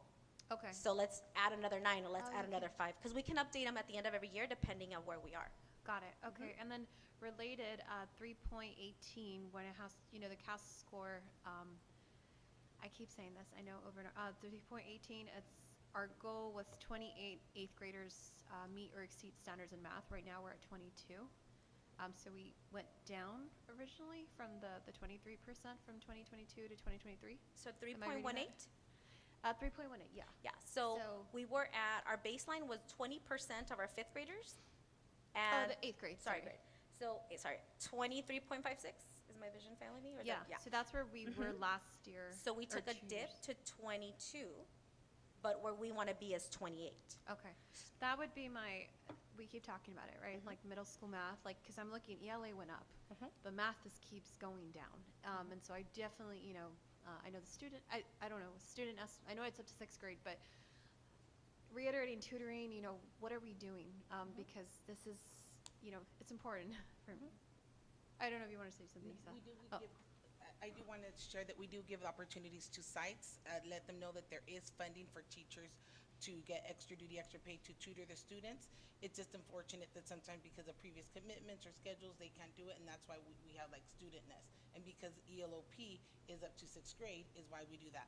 But the opportunity is there for teachers if they like to support our students. So if you're a 7th grader and your teacher doesn't want to tutor, what opportunities are we giving them? So I would hope that principals would talk to the other teachers that are available to tutor, maybe other math teachers that are, just because we're speaking about math, that they'd be able to offering that tutoring for them. We also have the tutor.com, which is an online tutoring. Students do have that opportunity to get tutoring that way. No, yeah, I was a teacher, tutoring.com can only, it's for homework help, right? But to really grow, like, you need a hands-on, one-on-one teach. So I just want to make sure that we are checking in on the sites, that if there's no teachers, we got to come up with plan B. So Like, we the need to other make sure. piece that just closed on Friday is our interventionists for secondary. Okay. So we will have 2 math interventionists at the middle school level that will go in and work directly with the children. Okay. So when a teacher gives an assessment and out of my kids' class of 30, these 5 are still struggling with slope, the interventionists will be able to pull those kids out, teach it in a different way, reassess so the kids have those skills and can go back into the class. That'll happen at middle school and it'll happen at high school, and the goal is that they'll get that support right on the spot. So we're not worrying about you have to retake the whole class next year, or when summer comes, or when we get to the end of the unit, it's on the spot. And that barely started? So we flew the positions and they closed on Tuesday. Okay. Closed on Friday. Just, again, we got to put eyes on it, right? Because I feel like we're doing all this, but who's monitoring it? Who's making sure? And the test scores, they don't lie. So I just want to make sure. My last question, A through G completion rate, it went down. Do we know why? So in looking at the A through G completion rate, it did drop. We did not expect it to drop because we had significantly more support in terms of the lessons that the counselors did, the checking. So we don't have, one of the things that we are doing is we have site licenses for every child here and at Salazar to do ingenuity to make up those Ds, for example. When we ran the data for this semester, our pass rate for A through G is significantly higher. I think it's about 11% higher this year than it was last year. Okay. So we did put some things into place in terms of making sure the kids understood their options for making classes up, the supports that are there, what A through G completion gets you. And I think it showed in the DF rate that we had from the first semester. So we're hoping this year, planning this year for it to be an improvement. Okay, those are all my questions. Thank you. Yes, hi. Um, I might be the only one up here that geeks out over LCAP, but I love your presentation. way back. You going back 10 years with LCAP, right? Um, I thought it was great, and then I wanted to point out too that I recently was made aware that Mr. Armstead's going to be doing math nights. So some people cover your ears. Math could be off-putting, or math can be scary, right? So the more we get our families in there for those fun events, so that they can realize we could all do this, we could all figure it out together. It's a really great thing. I am gonna sound like a broken record, but so when it comes to facilities maintenance, again, I would really like to. I'm requesting. I would like to see what that fit looks like. Maybe we could go separately. Not all the board members or whoever would be interested in. What does it look like when you walk around the campus with the custodian that's actually checking? Because what looks great to you, I might think like, oh my goodness, right? So we have different opinions on that. So as far as Salazar, I know that the baseline was 0 for college and career readiness, but I'm very invigorated by what's going on right now. They haven't had a college and career night since 2019. They had one couple months ago, right? So that's exciting things. And I know they're only like at 2.3, 2.4, and the goal is for 10, but I think that, we could all help them, and we could push, and we could meet this goal, because those, especially with the CTE that you have planned, and I did sit down and talk to you and Dr. Villegas about that last week or 2 weeks ago as well, about more CTEs and pathways and how we can get the community involved. So, I'm boots on the ground, whatever you guys need. I'm so excited for our students. And those were my only comments. I also would like to invite people that the LCAP meetings are coming up, and they're going to be on the 26th of February, on the 12th of March, and on the 2nd of April. For anyone that's like, what is an LCAP? What are these people talking about? Come out, and these lovely ladies will break it down for you in terms that we can all understand. So I just want to thank you, and I appreciate the. Thank you, Ms. Veda. The other piece that we're planning is embedding a Rio Hondo class in the day of Salazar, so they have the opportunity for dual enrollment. 2 dual enrollment classes gets you college and career ready status. Thank you. Trustee Mejia? Yes, thank you for the presentation, and thank you for highlighting what's working as well, and those wins, right? Because we have to celebrate those wins. So thank you, thank you, thank you. With that, I do have a question regarding the parent workshops. I think it says not fully implemented. I'm assuming that we haven't been invoiced for the workshops that have already occurred. Is that 0 right now? So some of them are Title I funded. Some of them, like Dora's been doing an amazing job, but that comes out of her grant. So it's not reflected in our LCAP because it's different funding. We'll have the parent summit, and we're working with the sites to make sure that if they have parent workshops, we're funding those as well. But with the multiple sources of funding, sometimes it doesn't show there. So we have it partially funded because I don't know that we will reach that full amount. But we do have parent workshops that we're offering, like the math night, like Ms. Delgado's offerings, and the different site offerings. They're just being paid from a different bucket. Got it.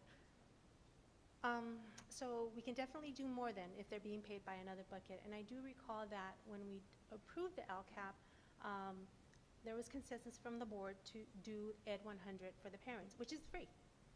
It's totally free. That it won't impact unless you could do an incentive. So what it is, it teaches parents all about the education system, so many things, and it's at your own pace. You could do a contest if you wanted to use some of the money to something, gift cards for books. Be creative. But anyhow, I'm hoping that the board did give direction on that. I'm hoping that it can be explored, given a chance. The other thing is PK. I know that we've recommended that as well. Families and Schools, that's a great organization that's working with LA Unified right now. One of the things that I really appreciate about them is that they're doing a training for parents in literacy. They're learning how to teach the kids how to read, and they're being certified. So again, if we have a big bucket of money, and thank you, Dora, for all those additional funding sources, but what more can we do? What more can we do? Because I share the same urgency that Trustee Perez has for numeracy and literacy. We need to do more. We need to close that achievement gap. Our kids need to be proficient. The other thing that I had was regarding Renaissance. I think on that one, we were budgeted at 175, but we're at actually 282. So we're upside down. If we do, so the original budget was just for the programs that the district provides? Yeah. And I believe we've included some that the site provides also. That's why we're over. But when we do exceed, for the LCAP, what we need to do is provide an explanation of why we have more, and then it'll comes from the other bucket. Like, for example, if we didn't expend everything for parent workshops, then that would go over. Yeah, and which I'm totally okay with. I think my only concern there would be that I see that some school sites have more than others, and I'm not okay with that.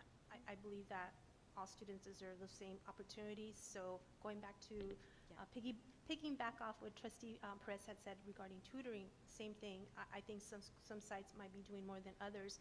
So I'm hoping that we could, and I've requested this before, like a tutoring plan district-wide, so that all the resources are, it's a system and not just everyone's doing their own thing.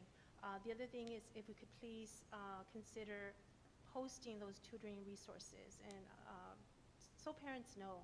Sometimes they're posted, but if they're on the website, parents will be able to see. Sometimes they're not on social media, but they're able to go to the website.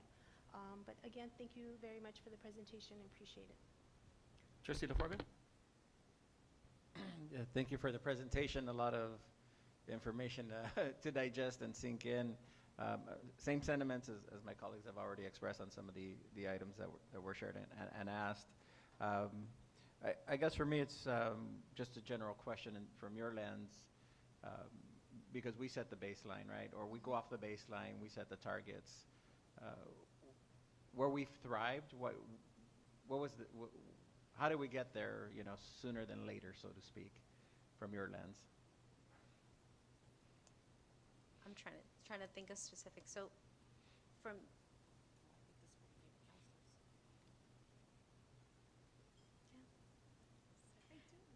So for one of the ones that sticks out to me is the growth in math.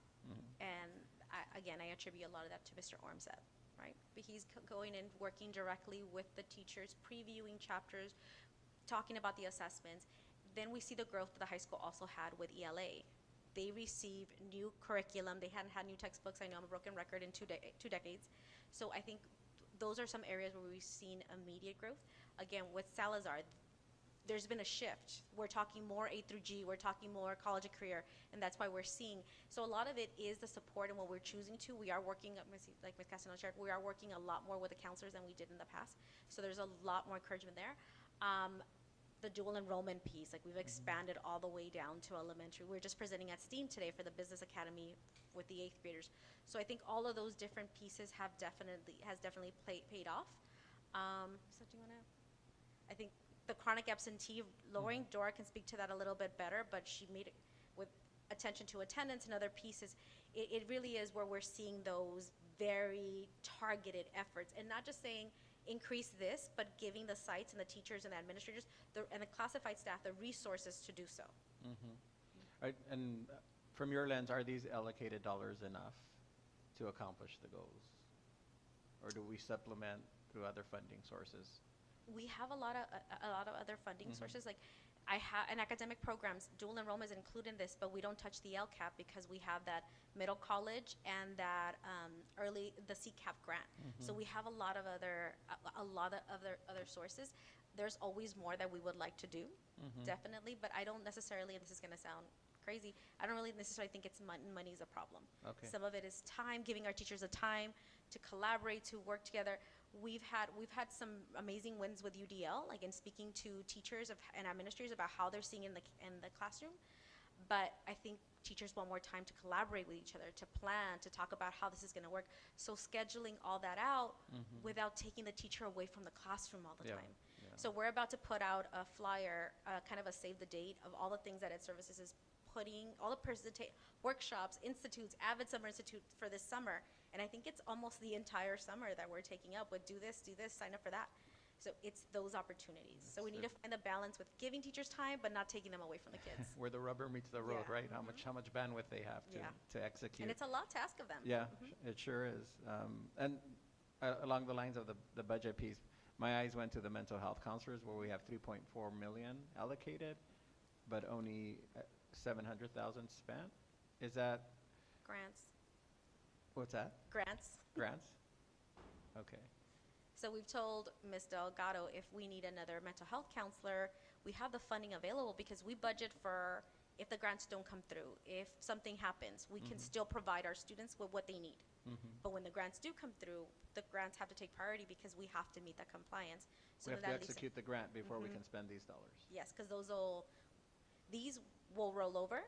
Yeah. The S&C piece, Dora's grant won't. So this is opportunity for us still to increase our capacity to have more mental health counselors in our schools and supporters. Okay, I just want to see that as okay. We're not. It's not just sitting there. We're not. But we have to go to the grants first because they're timely and within a year or whatever year. Okay. So when we calculate, we see a mental health counselor costs this much on average, times how many schools, this is our budget. But then Dora's so great about grants, she'll say, yes, but 5 of them I have to. Same with the community liaisons. We budget for every school getting a community liaison, but Dora will say, I have funding, so then it comes out of. But it's a good problem to have. Yeah, it's a good, that's why money isn't. Yeah.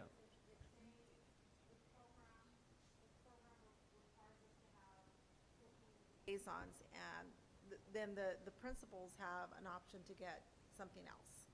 I mean, along the same lines to help their program, but it could be another position that might be paid by, either the grant or by LCAP. Okay. Yeah. Thank you for that clarification. And if at this end of this year, when we have an LCAP and Ms. Delgado says, I only need half as much, that's money we can move to a different action next year, or to create a new action or add it to another action. We can do that every year, and at the end of the LCAP cycle, which will be in 2 years, we can say, this didn't work at all. And then the way that it's set up now is we can't just keep rolling over actions. If they're not producing results, the county will tell us, you have to get rid of it. So maybe you have something like, what can I pick that I won't get in trouble? So if I say Renaissance products, let's say we say, okay, Renaissance products do not work for us, then based on the metrics that are connected to Renaissance, then we have to get rid of it. And maybe we say we're moving over to this, or we're trying something else. Right. Great presentation. Thank you very much. And I'll echo the sentiments of Trustee Mejia in terms of equity as much as we can at our school sites. But yeah, great. Thank you so much. Thank you again. And just a comment on the CTE programs and what's going on at Salazar. I also agree that there's a lot of good stuff going on at Salazar. Mr. Shermano's doing great things there. Our new trustee at Rio Hondo that represents Pico Rivera, Yarisma Rocha, we met with her about 2 weeks ago. Yeah, I think it was last week. And she's very interested in bringing another program to Salazar. So I'm very excited to see what the future holds and what Rio Hondo College has to bring over to Salazar as well. And we showed you the survey data. We polled all the kids at Salazar and asked, what do you guys want in terms of CTE? And number 1 was culinary. So now Ms. Padilla and I have had a conversation about could we possibly have facilities there for that purpose? And part of it is when we think CTE, it's not just the teacher and the equipment, it's the facilities, right? Because especially when it comes to CTE, they need equipment, they need, depending on what your pathway is, they might need more space, electrical outlets, that kind of thing. So it's a little difficult to just say, okay, let's do a CTE pathway because we have to make sure the facilities are there. Right. It's got to be one that's going to make sense as well, and that we know that there's a great demand for that path as well. So, but nonetheless, thank you so much again for the presentation. Okay, moving on to item D, school safety presentation.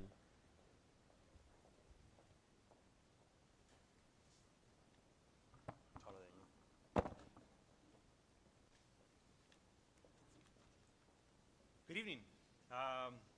I want to take a few moments to discuss the school police department, the readiness of the school police department, and when it comes to safety. Today, Missing a slide. Oh. There we go. Okay. The topics I want to discuss, like I said, the personnel authority and training of the school police department, the roles and responsibilities of the school safety officers, the Emergency Operations Center, our preparedness and our response protocols, our continuous safety meetings we have with the Pico Rivera Sheriff's captain or acting captain, and future plans to enhance safety policies and technology within the school police department and the school district. So as it stands, the school police department has 3 sworn school police officers, including 1 chief, myself, making that 4. 1 LASD deputy sheriff, Deputy Vargas, you guys all met him. 1 clerk, I call her my dispatcher because, I call her a lot because she does so much for us for our office. We are charged with 6 full-time non-sworn senior school safety officers. It's a new position that was created probably about a year ago. They're full-timers, they're our eyes and ears. And we have a total of 15 part-time non-sworn school safety officers that are scattered throughout the district.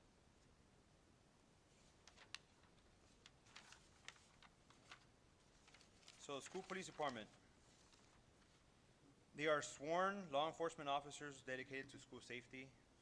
The responsibilities include crime prevention, emergency response, and student safety, student interactions. The list goes on and on. We are charged with conducting investigations relating to school-related crimes. We collaborate with school administration and local law enforcement, this being the Pico Rivera Sheriff Station. We mentor students. We engage in community outreach programs. For example, Promise, Pico Rivera, Opportunities, Mentorship, Inspiring Students of Rancho. Great substance abuse program, See Something, Say Something. Every 50 minutes, the list goes on and on of our outreach programs that we participate in. We coordinate heavily with the juvenile justice systems. One example being the Los Angeles County Probation Department's citation diversion program. We worked with them. We had a good relationship with the judge at the time to work with our students that we recommend or that we refer to the citation diversion program. The school police department operates the Rancho Unified School District's life scan equipment for any potential new hire, new board members. We run the life scan and the results come back to HR. We also, our officers also are responsible for the after hours on call, meaning if there's a burglary, damage to a school, or a fire alarm. We all know we got those calls about the fire alarms going off. Our school police department or school police officers are the ones that respond to those calls and make necessary notifications to maintenance, city, whatever have you, whatever element could help us out to alleviate that problem. We had a few incidents when we had to call the city in the past, Public Works, whether water leaking or power box going out. So that's what we're charged with, one of the many things we're charged with. And we continuously monitor district surveillance systems, even on the weekends, and we oversee the district's Emergency Operations Center.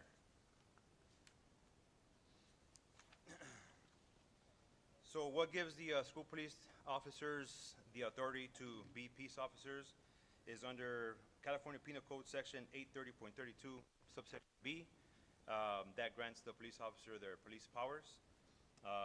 Education Code 38,000 authorizes school districts to develop school police department or security departments. And we have the authority to enforce laws, including school district policies. What does it take to become a school police officer? One first must complete a police academy, a post-certified police academy. Then the prospective candidate must go through a thorough background check and a psychological evaluation. Once the officer individual gets hired by the department, he or she will go through a 12-week field training officer program, which is what we had with our most recent hire, Officer Dariel. And other school-specific law enforcement training might be in form of SRO school, basic or advanced, so on and so forth. And one must understand school laws, legal updates, and policies when it comes to dealing with juveniles. Every school police officer that's obviously working for a school district must attend a 40-hour block of instruction labeled the campus law enforcement training within a year of hire, and that's mandated by the penal code.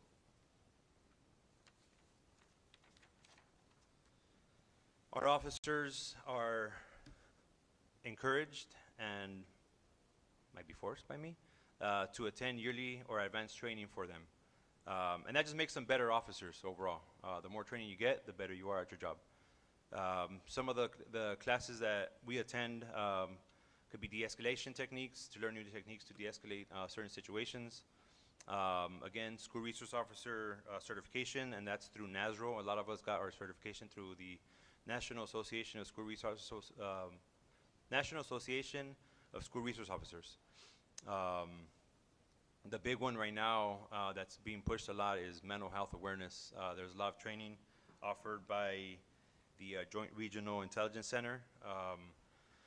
They're pushing a lot of this mental health training because we all know that's a big epidemic now. Cybersecurity, one of my officers has attended a cybersecurity online safety training course, made him an expert at Instagram. Use of force policies and updates, I mean the list goes on and on of the continuous training that we have to go through. Implicit bias and diversity training, perishable skills. Perishable skills, it's mandated by a post to be completed every 2 years.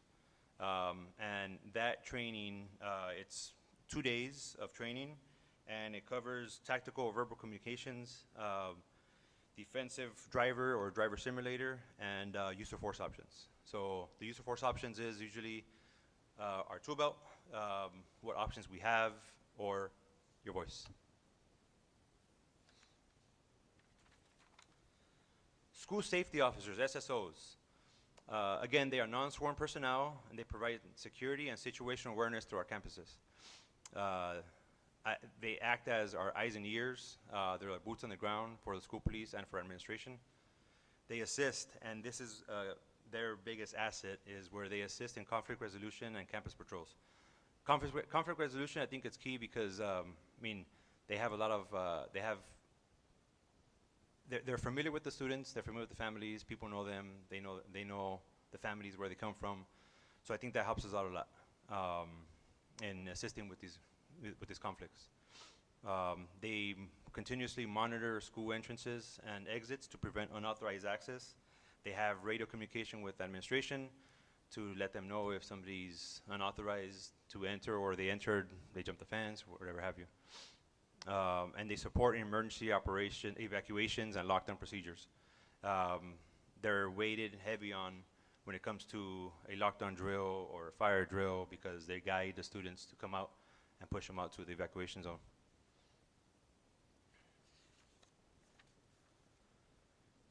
So what are the California requirements, or California state requirements, or even a Rancho Unified School District training requirements for the SSOs?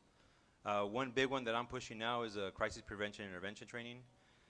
Crisis prevention and intervention training, or CPI, that we call it, covers de-escalation techniques, trauma-informed, person-centered approaches, alternatives to restraints, and safer physical interventions. It's a good class. I took it when I first started here, and I encourage the SSOs to attend it. I'm hoping to have them certified by spring break or during spring break. First aid, CPR, and CPR certification. That's another one that I'm pushing for them to be, they're first responders basically in our school sites. So I think it's vital to have them, at least these two trainings, get them certified so that way they could respond to emergencies. One that's mandated by the state is Senate Bill 390. Senate Bill 390 supersedes Senate Bill 1626. This Senate bill, it basically says if a school safety officer is working over 20 hours at a school site, they must attend the training. I believe we have about 95% of them certified. Waiting on the other 5, they're new, working on a class for that. It's usually done online. They get the certification, and they're good to go. And this is another one that I want to work on with the SSOs is training in identifying or addressing substance abuse issues, identifying people under the influence, or even talking to the people they serve, which is our students. And that's one that I'm pushing internally. We meet with the SSOs once a month, and we discuss current trends or issues that they're having at their campuses. And this is where we're going to implement some of the training.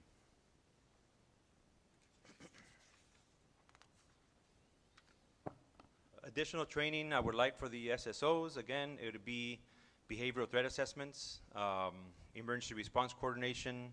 You can never be fully prepared for an emergency, so I want them to be very proficient in when it comes to emergency response.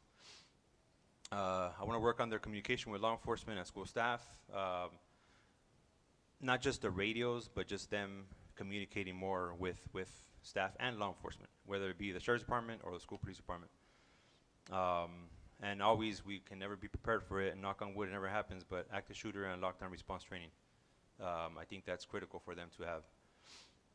Conflict resolution and mediation techniques, that would come in way of CPI or other trainings that we could get them into with the Joint Regional Intelligence Center.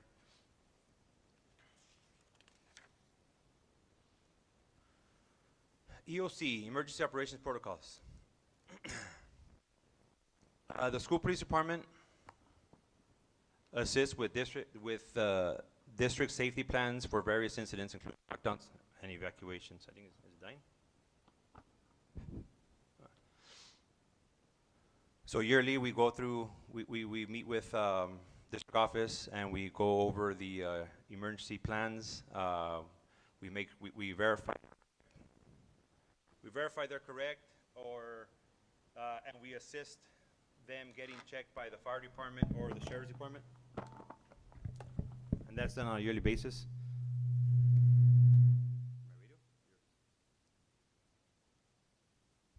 There we go. We coordinate with school staff to implement crisis response procedures. We're hoping to conduct regular emergency drills and preparedness training for staff and students. And as always, we always rely on the ICS, or the Incident Command System, for a structured response.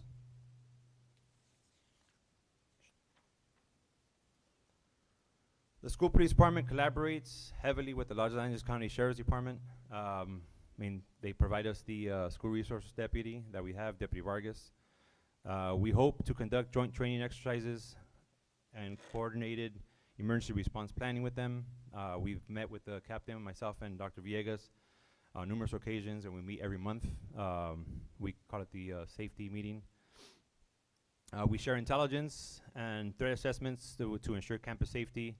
Intelligence in the way of, right now the trend is gangs or drugs. We met with a couple of deputies that belong to the gang unit, shared information with them, and even with drugs, the new trends. They share a lot of information because they have a larger area to cover. We have regular communication with local partners, our sheriff's department, and to address the safety concerns that they may have, like I said, sharing intelligence. The emergency response from the sheriff's department is always as needed. If we call them, they will send a deputy or additional, as we saw with the incident we had a couple weeks ago. The whole cavalry showed up. And I would love to have another active shooter training in the near future for all district staff, like we had in, I want to say 2022. We had the sheriff's department conduct a large-scale emergency or active shooter training for the entire district, and I would like to meet with the captain about that again. As I mentioned a little while ago, we have monthly safety meetings with the acting captain now, Lieutenant Hernandez. In attendance is myself, Dr. Villegas, Lieutenant Hernandez, and Deputy Vargas. We review recent incidents. We discuss assessments of or security measures that are being taken place in the district. There's times when we discuss updates on law enforcement strategies and safety protocols, coordination of school police and sheriff's resources for effective response. And this meeting, I think, it strengthens the partnership that we have with the sheriff's department, because we all know that's one of our vital partners in the city.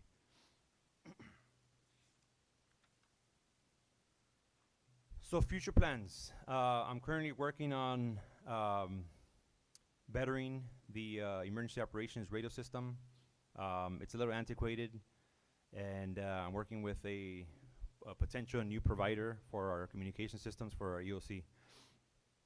So it'll be a multifunctional emergency operations radio system that we're attempting to secure. These radios, or this system, offers secure communication lines for coordination during emergencies.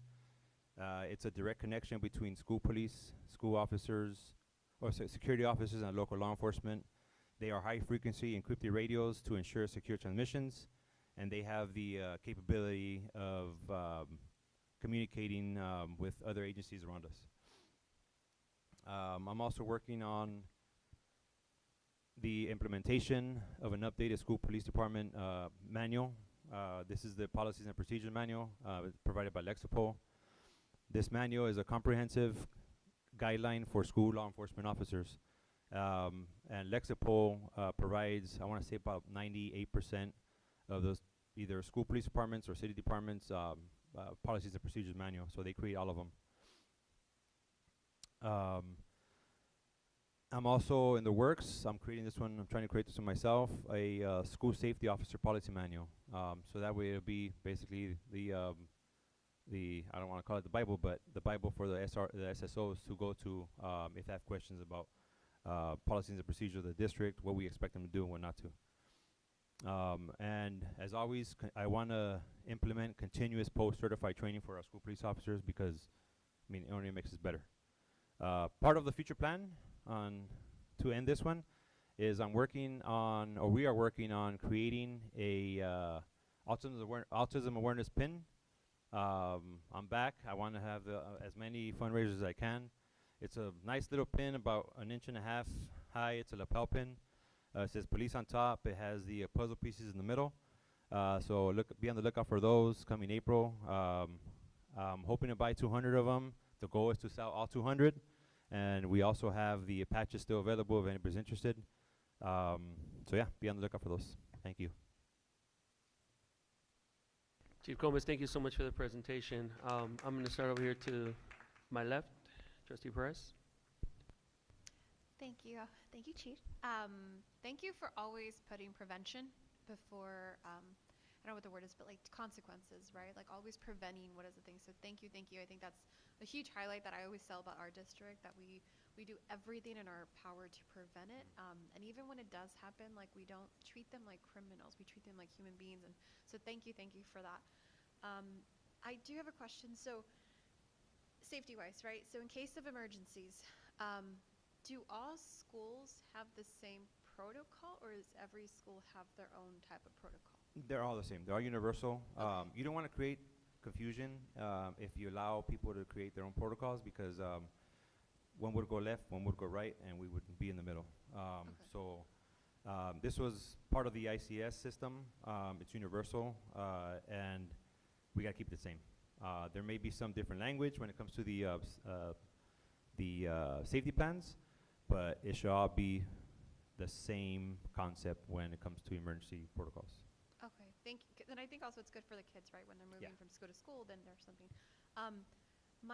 My question is, so given some incidents, right, at the high school, communication between staff, I'm not too sure if we have, because we have Raptor, right?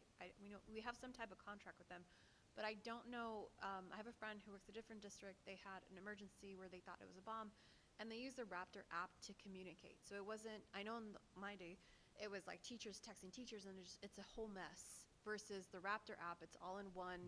It's all communication versus radios that if you're in a classroom and you're hiding, the radio can give off your location. So is that in our contract? I don't know if we're using Raptor app. I want to say we discussed it, but it's not in our contract. I met with IT a few weeks ago. We discussed that feature of it, but it's not in our contract. So I think we need to meet again and maybe look into that. I also heard there's a Google platform that you can use that's free. Okay. Another colleague of mine, a chief of police for Apple Valley, he uses it when there's an emergency, and it's free.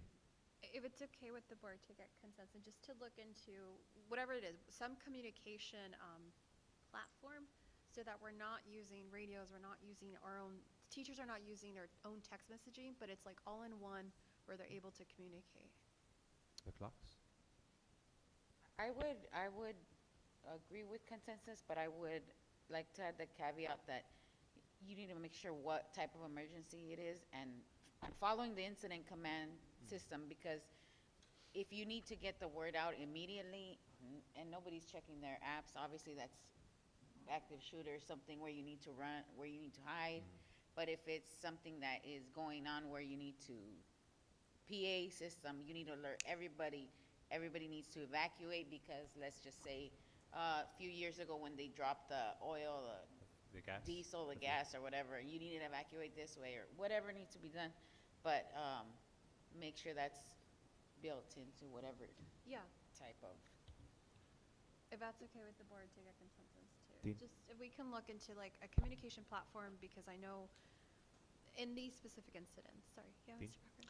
Yeah, if I may, we do have, with our new PA systems, we do have the ability to flash messages to all the rooms as well as the audio piece that's there and some canned messages to go out that follow the standard protocol, as well as we do have The clocks. some site radios and other things. So on the clock up there where it says the clock, it actually can send messages through that as well. So how- there's other ways we I can guess do my things. question is, my concern is when the teachers want to communicate, like when someone says, okay, tell me you guys are okay, or what, how does the teacher or staff member communicate back with the main person running it? So we do have systems of roll call to go through and do accountability pieces. And part of the issue too, when you have too many ways of communication, the Yeah. person at top is trying to deal with it in the moment. And so they're gonna go out and seek the information they need from the locations rather than everybody blasting them at once. Often you'll see the first thing that'll happen in an emergency is everybody calls the office phone and their phones light up. And so they're dealing with other things. That's why we're trying to have ways to communicate with those individuals. And so this is each school site, so there's a general plan, and that's part of the school site specificity. At our site, these are the people we have that will do that or know how to take these roles to go back and forth. So that's where it gets customized a little bit and tailored for the site, their personnel, their structural layout, and the way that they have that in ways. That's where it does get specified a little bit specific to the site. If we could just, I guess, just more effective communication, whatever the system is, like, we need, and, we need to get, if you say it's too many different platforms, then maybe we, just looking into it pretty much. Yeah, and the other piece that we've looked at, being careful about not being too technology-based, is the issue of, as we know, wildfires, earthquakes, and that, what's one of the first things that's gonna go down potentially? Yeah. The electricity or the networks. So when those go down, what do we go back to? We go back to paper, runners, and those other things. So we're trying to plan on those type of situations as well. So we have started the conversations to look at the various devices and apps or different types of programs that support that, things like lanyards around the neck or, different ways to do this. But whatever we will put all these together, we'll share with the board, and we'll look at, if we go in one direction, the redundancies, because like you said, if we go in this way, there needs to be a paper pencil option. That's one of the things that the team really felt strongly. No matter which way we go, if we go into a way that has some level of technology, we've got to have a paper pencil option that's a backup, because some of those emergencies will have power failures. Yeah, thank you, that's all. Trustee Cervejo? I wholeheartedly agree with having multiple backups and contingencies because you don't want to wait till there's an emergency to then figure out this didn't work either, and now what are we doing? Everybody needs to know what's going on and how to address it quickly. About the drug training that you were speaking about, I really think you should reach out to LCAP if you haven't already, because they do a wonderful job and they're more than happy to help the district. They're doing parent workshops. I know Miss Dora Soto Delgado, they've been doing a great job and they've worked with you in your department so well. So do the police vehicles have breakout bags or break-in bags, like in case you needed to break into a school, bolt cutters? that type of thing? We're building on that. We have a trauma first aid kit. It does have some little tools when it comes to break out or break in. Yeah. But we discussed it not too long ago to buy bolt cutters, so on and so forth, just in case we have to cut somebody's bolts or help somebody get into one of the campuses. So it's been discussed, and we're going to move on it. Also consider having them in the office, because if you're not the one that gets there, if it's a deputy that gets there, they don't have that with them, you know, seconds, minutes, all that time counts. So how often are the emergency drills you were talking about? How often do you normally have them? Or what type of drills do you? There's 3 that are mandated, 2 that are mandated by, 2? Yeah, fire drills are mandated by the state. Earthquake drills are mandated by the state, so it's 2. The other ones, lockdown, active shooter, so on and so forth, they're encouraged. We started recently reaching out to the schools to arrange it with my office, send a calendar invite, so that way we can conduct a lockdown drill, just to assess it, to assist them with any kind of questions they may have, or if we see anything wrong with it. We're there to be their critic. We've done 4 so far this year. I'm still waiting on a couple of schools to reach out to me.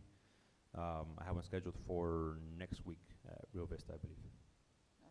Have you reached out to the fire department as far as CERT personnel? I know there's people that are in the district on this board as well that are CERT trained. And going back to what we saw at the convention, right?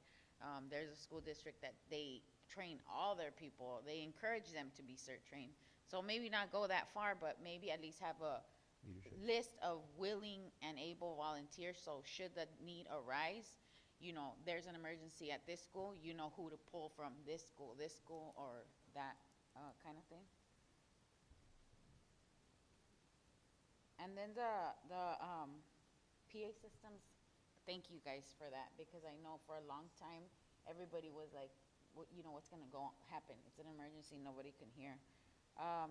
For the cameras that everybody has, does the front office also have access? I know they have access to the ring cameras. Do they also have access to the perimeters? They have, the front office only has access to the front doorbell and the camera right above the front.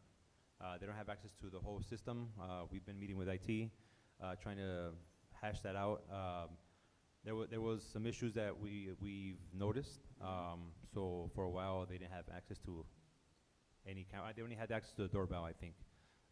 That's changed. They all have access now, but we're checking better options that we may develop, so that way there's more eyes on. Yeah. Okay. I'm pretty sure I have more questions, but I'll go ahead. Trustee Mejia? We got all night. We actually have to vote to extend the meeting. It's 9:25. We'll do it in 5 minutes. I have an alarm. Chief, thank you. You hit the ground running. Oh my goodness, great presentation, very comprehensive. I love the training, excited about that. I know I'm gonna open up a can of worms, but post-agency. This is a discussion that was never finished. Forever. So I'm not expecting you to answer it now, but it's definitely something that it's been a future agenda item for a couple of years now. So I'm hoping that we could address it. That's one. 2 is just, do you have all the resources that you need? Is there more that you need? I mean, I think that safety is priority. I appreciate that you're also, you know, looking at the mental health and the trauma-informed practices for the SSOs and for the school police, but is there anything else that you need? To answer the first question about post, I could answer that. We've tried a couple of times in the past. It's not a lot. It's not a lot, and to me, becoming a post-participating agency doesn't make the school district a post agency. It makes the school police department a post agency, so that post regulates our hiring practices and our training practices, so that way we have nothing but the best. And it's not difficult. It's just we have to allow post. We have to develop a board resolution to allow post basically access to files for the school police officers, And it's only the background file. The background file that we did with a comprehensive background packet or background that we did a few years ago to be able to be identified as post-certified officers, but we're not post-certified as an agency, if that makes any sense. That background was critical. That should have been done years ago, but we addressed it. And I mean, the department's ready. We have everything we need. One of the what happens is when you apply for post certification, the post auditor or his name is Mark Flores. He'll come. He's our representative for our area. He'll assess our file room if it's secure, which it is. Our evidence room if it's secure, it is, and our personnel file, which is a background packet, secure, and it is. They check the officer's training, any training that we're missing that we need as a department, they will make us do that, and with, hopefully after that we could be a post-certified. So it's not difficult, it's just a lot of moving pieces, and it could be done. As far as the resources, tools for the officers to do our jobs correctly. We do our jobs correctly as best as we can with what we got. But it's always the best to have the tools necessary for the, the interactions we may have. We discussed it about the tasers. We're working on that. I got policies from other school districts, and I created one for ours through Lexapol. So I have that ready. We did meet with Keenan as far as liability purposes, and Keenan was all for, they supported the decision for us to get tasers. They did recommend we get body cams with the taser. I got the estimates for that. We're ready to go. We just need to pull the trigger, no pun intended. Thank you. And then just lastly, I know when you were interim, you used to do, have a section in the weekly update. I really appreciated that, so I hope that you could start doing that again, because it's really good to hear, and I'm sure the rest of the board would agree as far as like if there's any issues and or highlights. I follow you on Instagram. You guys are doing a great job. Thank you. Trustee LaFarga? Thank you for the presentation, Chief. I hate to be redundant sometimes with the questioning, but same sentiments. I was going to ask about the resources needed, and thank you for the update on the tasers. We have to pause. So at this time, I'm going to take a vote to extend the meeting another hour so that we're able to finish. Can I take a consensus vote on this one? Are we good? Yes? Everybody? Yeah. Okay. All in favor? Yes? Yes? Yes. Okay, Yes. so we're going to extend the meeting for another hour. Thank you. We're fully staffed Yes. for the positions that are available for us to have? I'm not sure about the positions we have. I think we are. Me being the fourth officer, I'm the chief, so yeah, I think we're fully staffed. Great. But we could always use more. That's fantastic. And along the lines of the updates piece, there's times when things happen right in like the same week, right? Incidents that weigh heavy on us, and I'm sure weigh heavy on our staff.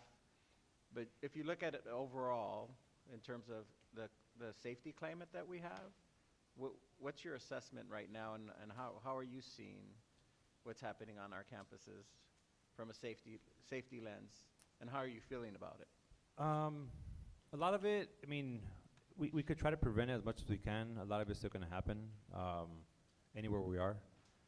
I think we're in a good place right now where we have good response from our officers, our partners at the Sheriff's Department, SSOs, where I think we have an abundance of SSOs, and we never had this many SSOs before, and we have full-timers.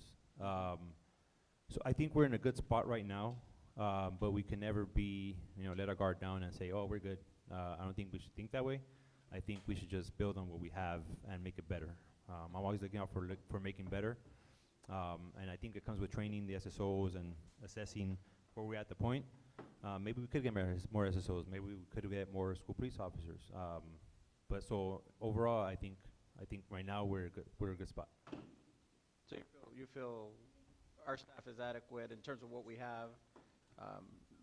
Of course, the training equips them more, right, to do their job better, and I'm glad to see there's a plan for that. and the resources needed. A thought came to my mind in terms of the SSOs, you know, the drop-off and the pickup. I know they're out there sometimes during that period of time. Do you direct them to do any, or can they assist with some of that? Traffic? Traffic, because you see kids, you know, crossing through the middle at drop-off on the street. We don't want them to be, you know, traffic cops. traffic cops, but I think there's an opportunity there to just educate kids of using the crosswalk. And since they're there, right, just as they come out, use the crosswalk. Don't run to your parent through the middle of the streets, because, I mean, it's a lot of cars, right? And some of those cars, folks are impatient. I just worry about the safety of the kids, you know, because they're not looking left and right. The parents sometimes aren't looking left and right. And, you know, anyway, just something that came to mind, if that's within their scope of responsibility to keep our kids safe. It's a safety issue that we do have in some of our sites because of just how the streets are set up, you know. It's not conducive to all that, but just the thought that I had. So any reaction to that?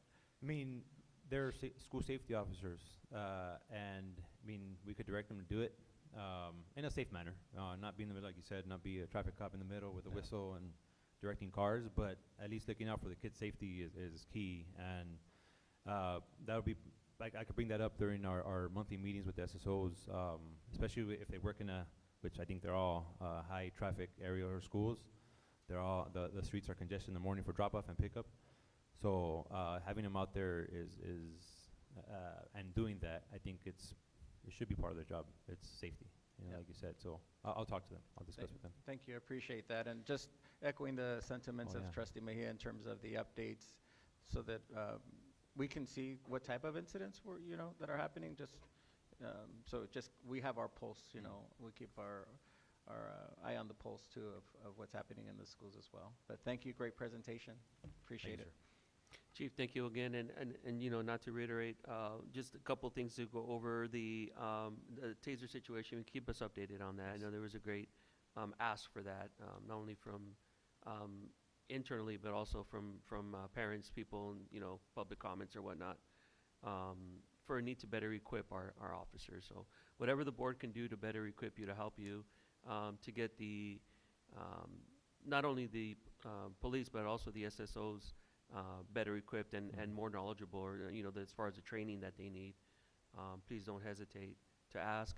Thank you to the superintendent for making sure that the staffing is there. I know we hired some full-time SSOs, and it's been a great help. One of the areas for opportunity, I would say, now that we're using the classrooms across the street, is that opportunity for being vigilant during that time, because some students, I don't know how, but they just disappear when they're coming back to El Rancho, to the actual high school, you know, from across the street. They tend to not show up. So just being vigilant and make sure that they're, you know, crossing safely, obviously, and they're going where they need to go. Yeah. So, but other than that, it's a great presentation, and thank you so much for taking the time to give that presentation. Thank you. I want to clarify one point. We don't have SSOs at the elementary level. We only have them middle school and high school. So just we're not expecting to see SSO tomorrow at Rivera Elementary, and like, hey, where's he at? So that was it. I guess my thing is the middle schools are a little bit more dangerous. Yeah. Thank you. Thank you so much. Okay, so moving forward, we're going to go to comments and reports by Superintendent and Cabinet. Item number 14. Thank you very much. So many great things to discuss, and I'm going to go fast because a lot of it, I mean, you know, just you heard from some of the people here. You heard about the LCAP. You've heard about the ADT program, and you're looking at the safety aspects with the chief. And one thing that I just wanted to let the board know, the chief has generated a proposal that we're putting together with various memos that indicate where we are as it relates to the tasers, so that we can make a very informed decision as to what are the next steps. And so I'll be providing that to the board very soon, so that we can fully analyze those outcomes.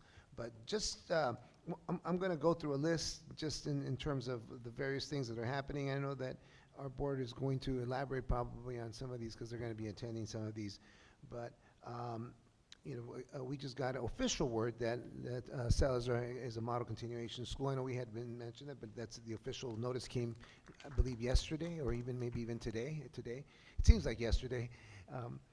Again, the schools to watch for North Park, you know, that's happening at the end of the month, that they're going to get official recognition. We do have a State of the Schools event that we haven't had here, and that is essentially for our chamber and for our community partners to be able to really learn about the great things happening in our schools. We have the grand opening coming on April 21st, and so that's of the stadium and all the fields. And yeah, I want to just take a moment to address that because it was talked about the track, and it hurt me to hear one of our students talk about not having the facilities to run right now, and I so wish that we could do that for them.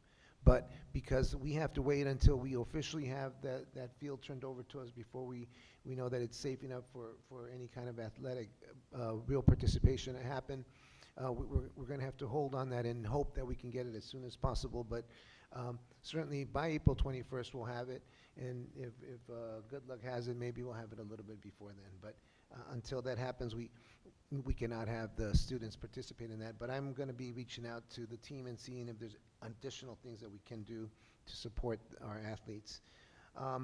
We're also not only having a groundbreaking, but we have a grand opening. We have a groundbreaking, and so we are right now scheduled for March 13th, I believe, is the date. To have a groundbreaking for our NPRs, because we're also doing some construction. And then we're going to do what we believe a symbolic groundbreaking for all our first wave of NPRs. It's going to be at Rivera Middle School. We had congratulations goes out to our soccer teams, our girls basketball teams. And I know that our board's going to go into this a little bit later, but I did want to just bring attention to Krista Green, our lady wrestler who made CIF and Masters, qualified for Masters. And so I had to get educated on what Masters was. I had no idea what it was, and it's a huge deal. Yes. And so I'm really proud of them. Academic decathlon, 3rd place in the county, you know, just doing amazing work and qualifying for state. And tomorrow we are actually going to be signing an MOU with the University of Laverne that's going to provide a pathway, even a faster pathway to our students to be able to go to the University of Laverne. In fact, if they bring their transcripts, they can get on-spot placement to the university admission. So again, lots of great things that are happening, you know, dawn nights, and I think the list can go forever.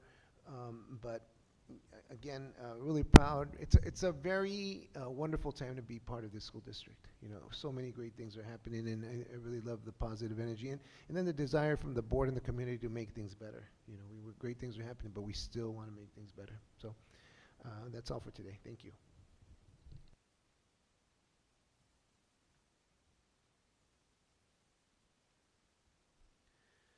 Thank you so much. Going to move on to, my apologies, Board of Education announcements and acknowledgements. I'm going to go ahead and start to my left with Trustee Perez. Thank you. Thank you for that, Dr. Villegas. Again, huge kudos to all our sports teams, all our academic decathlon team, and just North Park, Salazar, just makes us proud to be working in this district. Thank you to Gisela's team. I saw the Girls Who Code. I've been bugging about that because I wanted to see, and it's about 25 girls at Valencia, and they were just so excited to learn about coding, to show me their projects and what they've been going for. And when the teacher asked, you know, what have you learned, a lot of them said they feel more confident in coding, which to me is just huge. So I do, you know, give kudos to Valencia. I believe her name was Miss Chare. Amazing with the girls, and just so excited to continue that program. And I'm proud that we have it at every elementary school site. I believe almost at elementary school site. This week, I'll also be visiting some schools just to see where we are with esports, how we can help, how I can help, to see if we can get external funding to help with that, to get that going.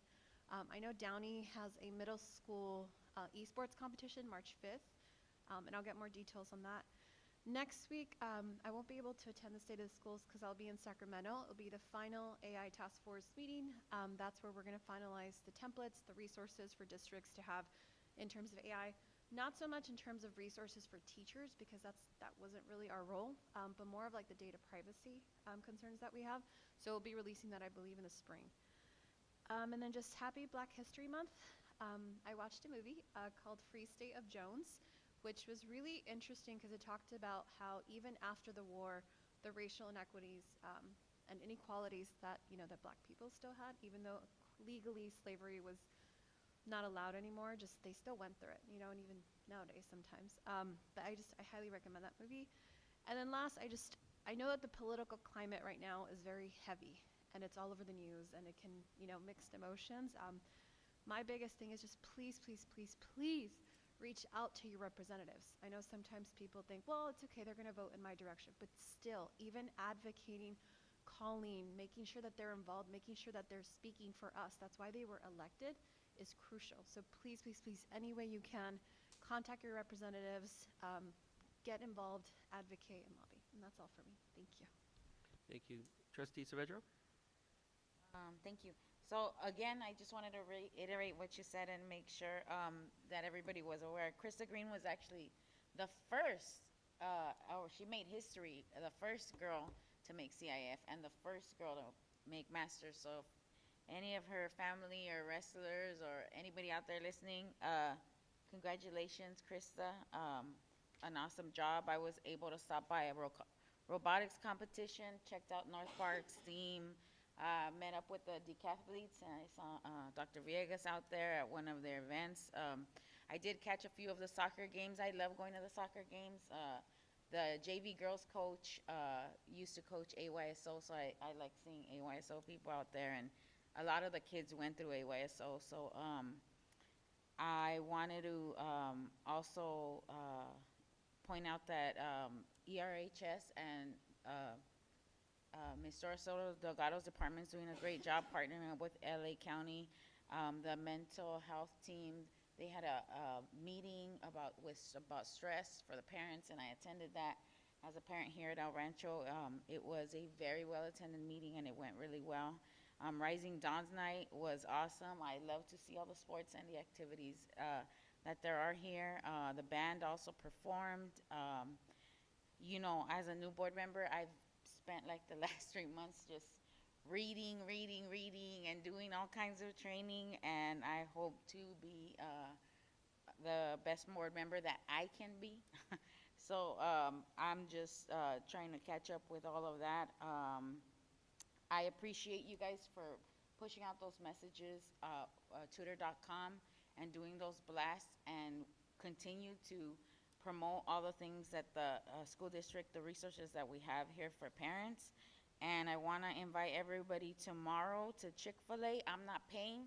I'm not inviting you that kind of way, but inviting you because there will be coffee with a cop, and it will be from 5 to 7. And on Thursday, they're going to have a light rail feasibility study, the city of Pico Rivera. You can go on to their Facebook or Instagram, or I think it's on Instagram, but it's on Facebook. And you can get the information there as well. And thank you all. Have a good evening. And that's it from me. Thank you. Trustee Mejia? Thank you. So I attended the Rising Dawn Night, and it was a great event, always a great event. I want to give a special shout out to the Latino Club because I had my first taste of cup noodles with lemon and hot Cheetos. It was pretty good. It was actually pretty good. And thank you, Dr. Villegas, because you treated me for that. Also just want to say congratulations to the winter sports. Oh my goodness, the girls varsity soccer game versus Mission Viejo was intense.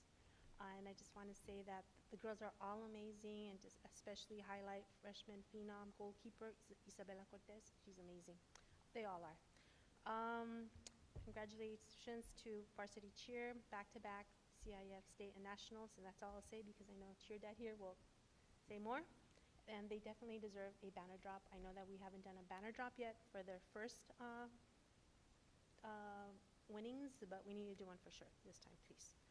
I was happy to attend the academic decathlon again, and I was able to spend some time with some parents, amazing parents. We have great parents, that support their kids, and it was really nice to be part of that celebration of the continued tradition, because they're always, placing, and it's something that's they set the bar, right, and they keep going.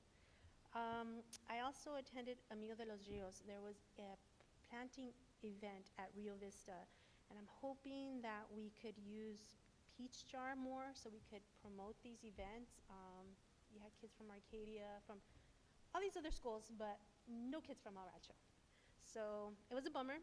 I just encourage everyone to go and pass by, because right now there's beautiful California poppies growing in the rain garden. I mean, we're talking a humongous bush of California poppies that are blooming. Beautiful, beautiful. I also attended the Puente Hills Habitat Authority.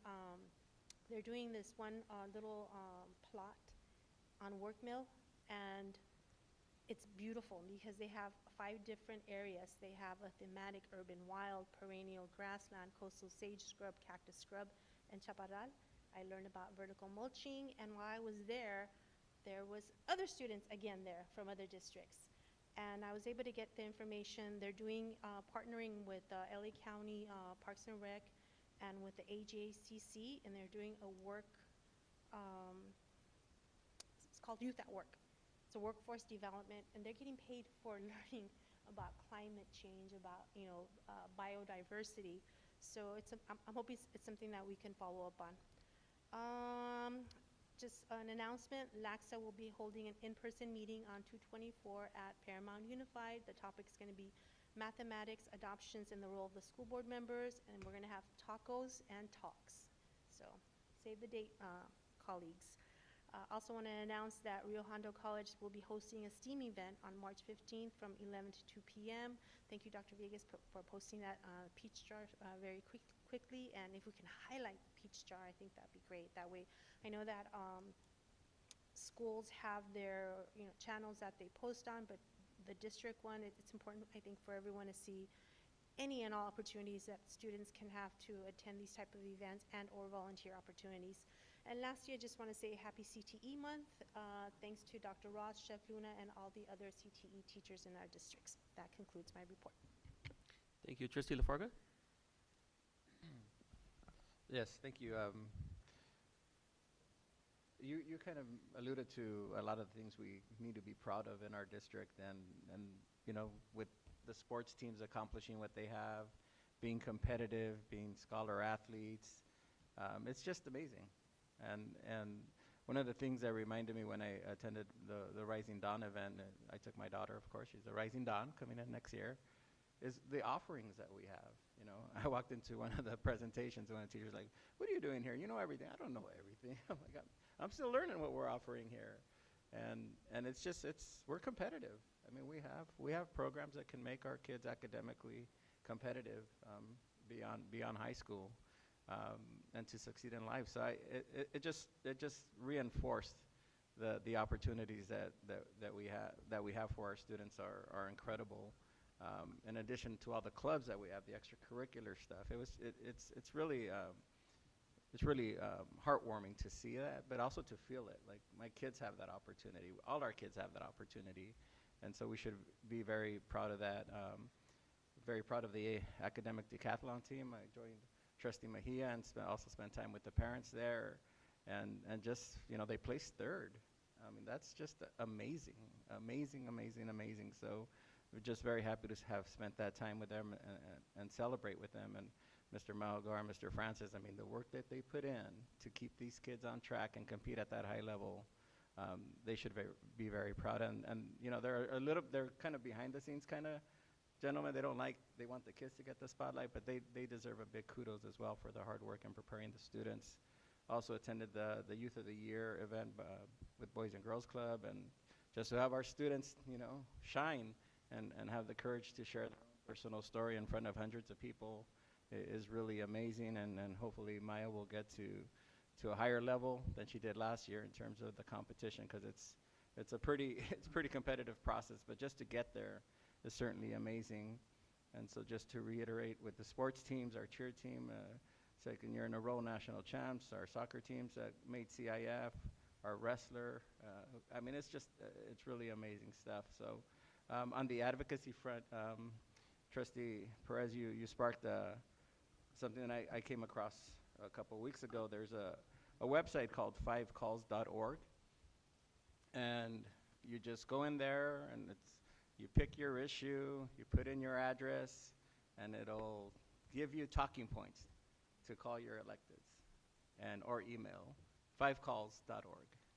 And so it does all the work for you. Because sometimes some of us like, okay, what are we going to say? Because that's, that creates some anxiety for some of us when you're going to talk to an elected. But this, if you pick your issue, it'll give you your talking points, and you say, thank you very much. And then you've done your advocacy. And I think that's beyond us. It's our students can do this, because we know our students chose to raise their voices with the walkouts that we had last week, and good for them.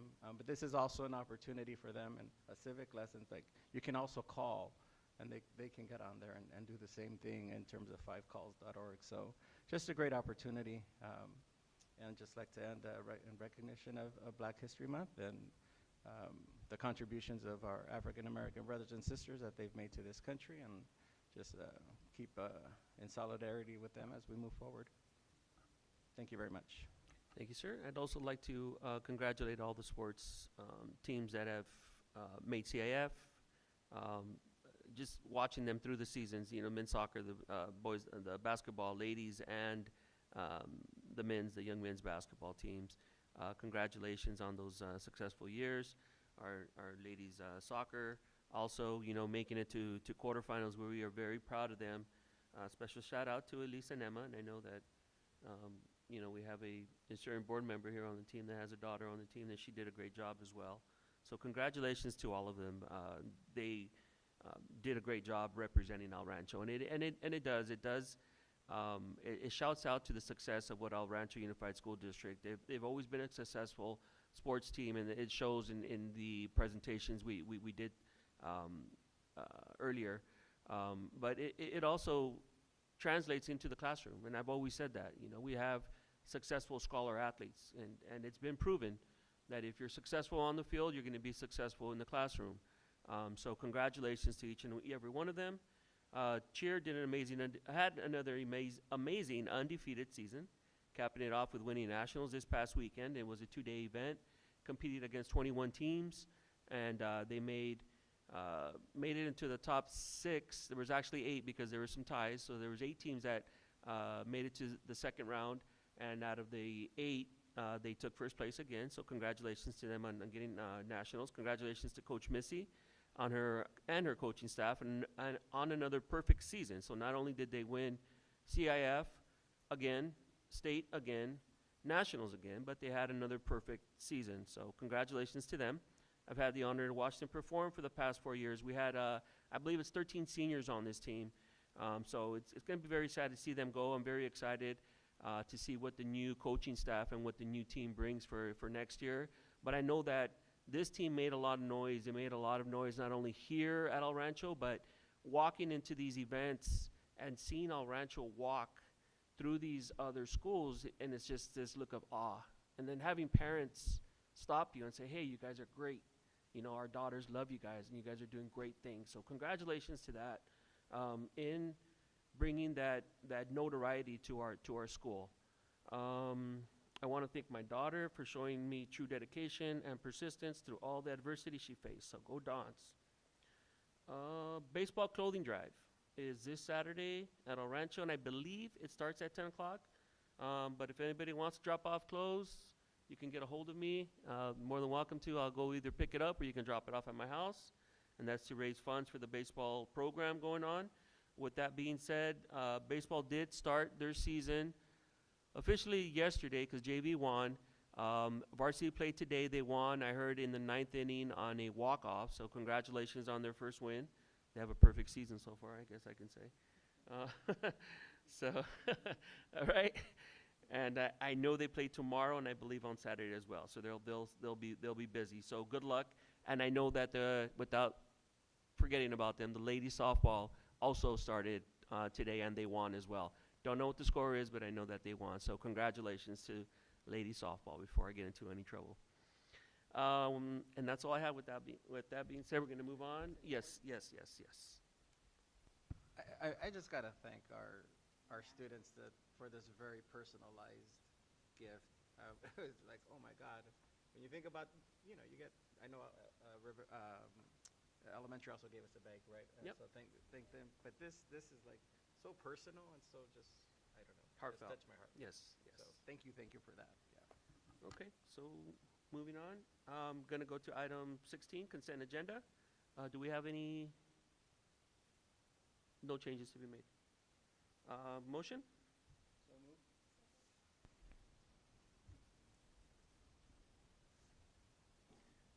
Okay, got a first and a second.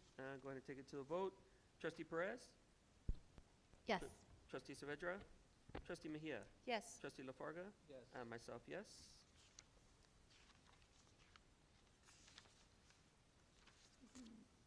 Moving on to new business action items.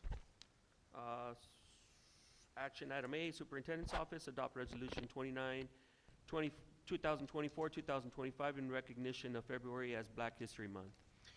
As was noted a little bit ago, how this February is historically our Black History Month, and to that end, we do have this resolution, and so Isela Castellano is going to share some thoughts on this particular resolution. Thank you. El Rancho Unified would like to adopt a resolution this evening in recognition of February as Black History Month. We believe it's essential to honor the contributions, achievements, and history of Black individuals who have made a difference in our society. This resolution provides an opportunity for us to acknowledge the struggles and accomplishments of Black communities, celebrate their cultural heritage, and promote awareness of the ongoing struggle for racial equity and justice. By formally designating this month, we are encouraging education, reflection, and meaningful dialogue that encourages inclusivity and respect for diversity, ensuring that Black history is recognized as an integral part of our collective history. To quote Congresswoman Yvette D. Clarke, "Let us never forget that Black history continues to define American history." Thank you. With that being said, can I get a motion? And a second, okay. Second. That's motion by Trustee Saavedra and second by Trustee LaFarga. Go ahead and take it to a vote. Trustee Perez? Yes. Trustee Saavedra? Trustee Mejia? Yes. And myself, yes. Did I miss somebody? Myself, Trustee yes. LaFarga. My apologies. Okay, good. Moving on to item number 2, approve an additional 7-Eleven committee nominee. Can I get a motion? So moved. Second. Motion by Trustee LaFarga, second by Trustee Mejia. Open for discussion? Yes, I'd like to know when we'll be able to see the minutes and the agendas posted on the website. So we will be sharing the minutes. I believe we can probably share those and post them immediately for the last meeting. And for the meeting that's scheduled currently for the 20th, we will be posting that agenda, though we'll be having to call it a special board meeting because of the 24-hour. It's not a regular scheduled meeting, it's a special meeting, but we will be meeting on the 20th. Well, that'll be posted tomorrow for the next meeting, which is on the 20th. Thank you. Any further discussion? With that being said, I'll go ahead and take it to a vote. Trustee Perez? Yes. Trustee Saavedra? Trustee Mejia? Yes. Trustee LaFarga? Yes. And myself, yes. Motion passes 5-0. Item number 3, 2025 California School Board Association CSBA Delegate Assembly Election. Can I get a motion? So moved. Second. Moved by Trustee Mejia and second by Trustee LaFarga. Open for discussion? Would that be? Yay, Ms. Vadra's on the list. Yes, definitely. With that being said, go ahead and take it to a vote. Trustee Perez? Yes. Trustee Saavedra? Trustee Mejia? Yes. Trustee LaFarga? Yes. And myself, Trustee Contreras, absolutely yes. Congratulations. Moving on to item 4, approve the selection of attendees to the California School Board Association Coast to Coast Federal Advocacy event in Washington, D.C. Can I get a motion? So moved. Second. Moved by Trustee Mejia and second by Trustee LaFarga. Open for discussion? do we nominate folks or you self-nomination for? I think it could go either way, but before we do take it to a vote, I know this is up to 3. I would like to recommend that we, just for purposes of, Budget? I don't want to say budget purposes, and to show that we're doing our part as well, limit it to 2 board members, if everybody would agree. Yes? Okay, with that being said, do we have anybody that would like to either nominate themselves or nominate somebody to go? I'd like to nominate President Contreras to attend. I will accept. Is there anybody else that would like to nominate or go?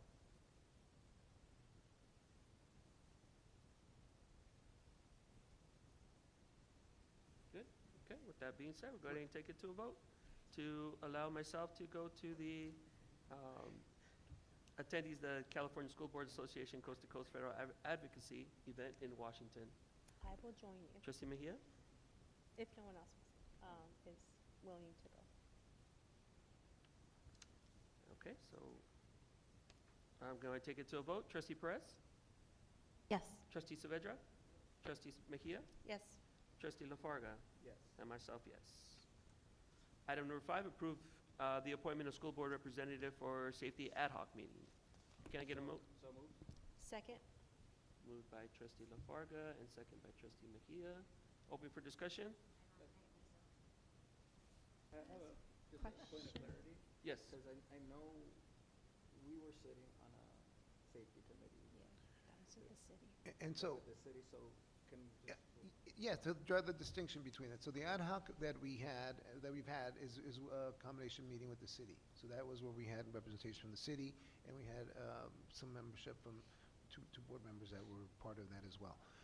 This particular committee is the idea of coming together with various aspects of our stakeholders. So we would have the chief, we would have the sheriffs, we would have teacher representation, and we would meet at minimum quarterly to be able to provide input and a voice and to everyone be up to date. So the intent is for continue to have opportunities for transparency. The chief mentioned that we have regular meetings with the sheriff's department and we have safety meetings. So the idea, we're going to continue those meetings on a monthly basis. But on a quarterly basis, we're going to expand it to include all these various stakeholders, including 2 board members. Does that other committee still exist? Yes, the ad hoc would still be happening. That's as needed with the city. With the city, okay. I'd like to nominate myself for this one as well.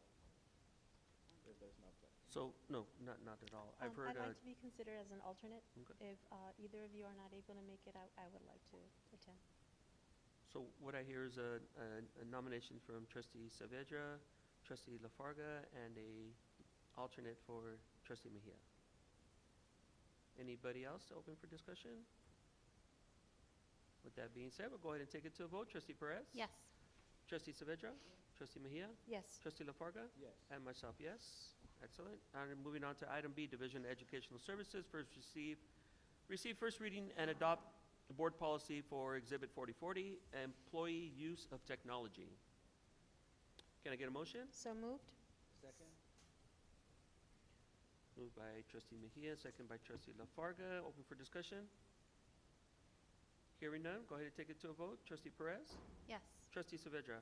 Trustee Mejia? Yes. Trustee LaFarga? Yes. And myself, yes. Going on to item 2, receive the first reading and adopt board policy in Exhibit 6163.4, student use of technology. Can I get a motion? Second? Motion by Trustee Saavedra, second by Trustee Mejia. Open for discussion? Hearing none, go ahead and take it to a vote. Trustee Perez? Yes. Trustee Saavedra? Trustee Mejia? Yes. Trustee LaFarga? Yes. And myself, yes. Motion passes. Moving on to item C, Division of Business Services. Approve the supplemental employee retirement plan, CERP results. Oh, I'm sorry. My apologies. I didn't cross that one off. I wrote it down, but I didn't cross it off. Thank you. Item 2, approve the new appointment of new member for the Citizens Bond Oversight Committee vacant position. Can I get a motion? So moved. Second? Moved by Trustee LaFarga and second by Trustee Mejia. Open for discussion? Hearing none, go ahead and take it to a vote. Trustee Perez? Sorry, can I ask a question? Yes. Sorry. I don't know enough about this individual. So he owns a business. He would be, what business background does he have? I don't know. He's in real estate, and his profession is police officer. Yeah, that's why, I thought it was police officer, that's why I was like, so he has the real estate, that's what constitutes for the business? Yes. Okay, okay, that's all. Good. Sorry, yes. Okay. Trustee Saavedra? Yes. Trustee Mejia? Yes. Trustee LaFarga? Yes. And myself, yes. Motion passes. Item number 18, recommendations for future board agenda items. I'm sorry. It- Over here, yes. So it's already on the list, but I just want to reiterate that we do, I believe we're going to schedule a special board meeting for the CTE programming. So I just want to make sure those conversations with, I believe Salzar, Rio Hondo, and, oh my God, I'm blanking out. The other partner. Yes, thank you. That they're starting, because if we do have the meeting in April, May, like that's a couple months, excuse me, away. So I just want to make sure that those I've already asked this, but we haven't received updates, so I just want to make sure it's on our radar, that there's, movement or conversations with those partners. Can I get a second? Does that It's make an sense? information item, Trustee Perez? Yeah, it's pretty much the same. An update? Yeah, just an update. I just want to make sure that we're having the conversations, because if we're going to have the meeting, I believe we had possibly April, we're about 2 months away. So I just want to make sure it's on people's radar of what we agreed. So what's the actual info item request? Yeah, just the info item. Just an update. If, have you met with our Tri-Cities RLP? Have you met with Rio Hondo? Have we met? I know Salzar, the presentation, the CT programming, but whatever was discussed at the last special board meeting, like we said we were going to follow up, just to make sure, did we follow up for, the goals that we had? I'll second your update request. Thank you. That's all. Good, okay. Trustee Saavedra? Yes. No, do you have any? We're almost there. We're almost there. Yes. No. Good. Trustee Mejia? Yes, I have 3. I have, the first one is a discussion action item for a resolution protecting immigrant students. May I have a second? Second. The second one is a letter of support for SB 48 Gonzalez, which is the Immigration Enforcement School Sites Prohibitions on Access, Sharing Information, and Law Enforcement Collaboration. Second. May I have a second? Thank you. And then, yes, letter of support for SB 48, Senator Lena Gonzalez. Did you need the other part? Just, that's fine. Okay. The third one is an discussion action item to implement the AQMD Air Quality Flag Program. And just what that is, recent fires, air quality, it's not great. And even without the fire, sometimes it is not great. I think it's important for us to implement that on our school sites for awareness. A lot of kids have asthma. Community members will see that. So I'm hoping that we can bring that as an item to implement. May I have a second? Thank you. And that concludes my items. Excellent. Trustee LaFarga? I have 2 items, just request for information. I know we launched a mentoring program with Big Brothers Big Sisters of Greater LA, just so on one of our board updates, so we can get an update on how that's working for us, if it's already launched. If I can have a second on that. Second. Then the other one was just an update on, I know we had mentioned this at the last board meeting, or it was mentioned that there's a potential partnership with the city to raise funds for fire victims, and just wanted to see where we're at with that on the board update, or if we have an update now. I'll certainly give an update later, but I do want to kind of put a pitch to it right now, because it's happening right now at our schools. So it was happening last week, and it's happening this week. And so the schools are doing that, and so, but I'll definitely give you an update. But for everyone who's still listening right now, know that there is a fundraiser happening at our schools in conjunction with the city. And so I will double check on where we are with that, and if for whatever reason we need to extend it another week, we will. And it'd be good, just to stay on that note, if we can, I know we've had some transition with our social media and personnel, but if we can shout it out, it needs to be, and we should have. I know we're a week into it. Yeah, if we can just shout it out, that'd be great. We'd appreciate it. Yeah. I do have two, just because we talked about student raising their voices. We did have a student come in here and raise his voice about the possibility of using the track, and I know that there's liability issues involved with the builder, but if we can just look into if there's anything else we can do, maybe possibility of borrowing or getting them to another track in the area. If the access to the track is completed on the side, I know there's nothing better than keeping them here and limiting them to just the track area under supervision. If we can just look into it, I guess it'd just be like an information item. I'll second your item. And then the last one, I've been reminded that even though our numbers say that bullying's down, bullying still exists, and I get reminded by parents and other members in our city, if we can just keep on reiterating, and if the numbers are down, great, but we still need to keep on sending that message out that bullying is not accepted, and that we're here to help those that feel that they're being bullied. If I can get a second on that too, please. Thank you. And that's all I have. With that being said, we're going to item number 19, adjournment of regular board meeting, Board of Education. I'm already done.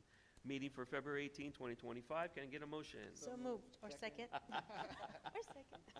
So moved by LaFarga and second by Mejia. Trustee Perez. Yes. Trustee Saavedra. Trustee Mejia. Yes. Trustee LaFarga. Yes. And myself, yes. We're going to adjourn. Future board meeting on the 11th, March 11th. Excellent. Have a great night. Happy late Valentine's Day for those of you that did Valentine's. And happy Black History Month. So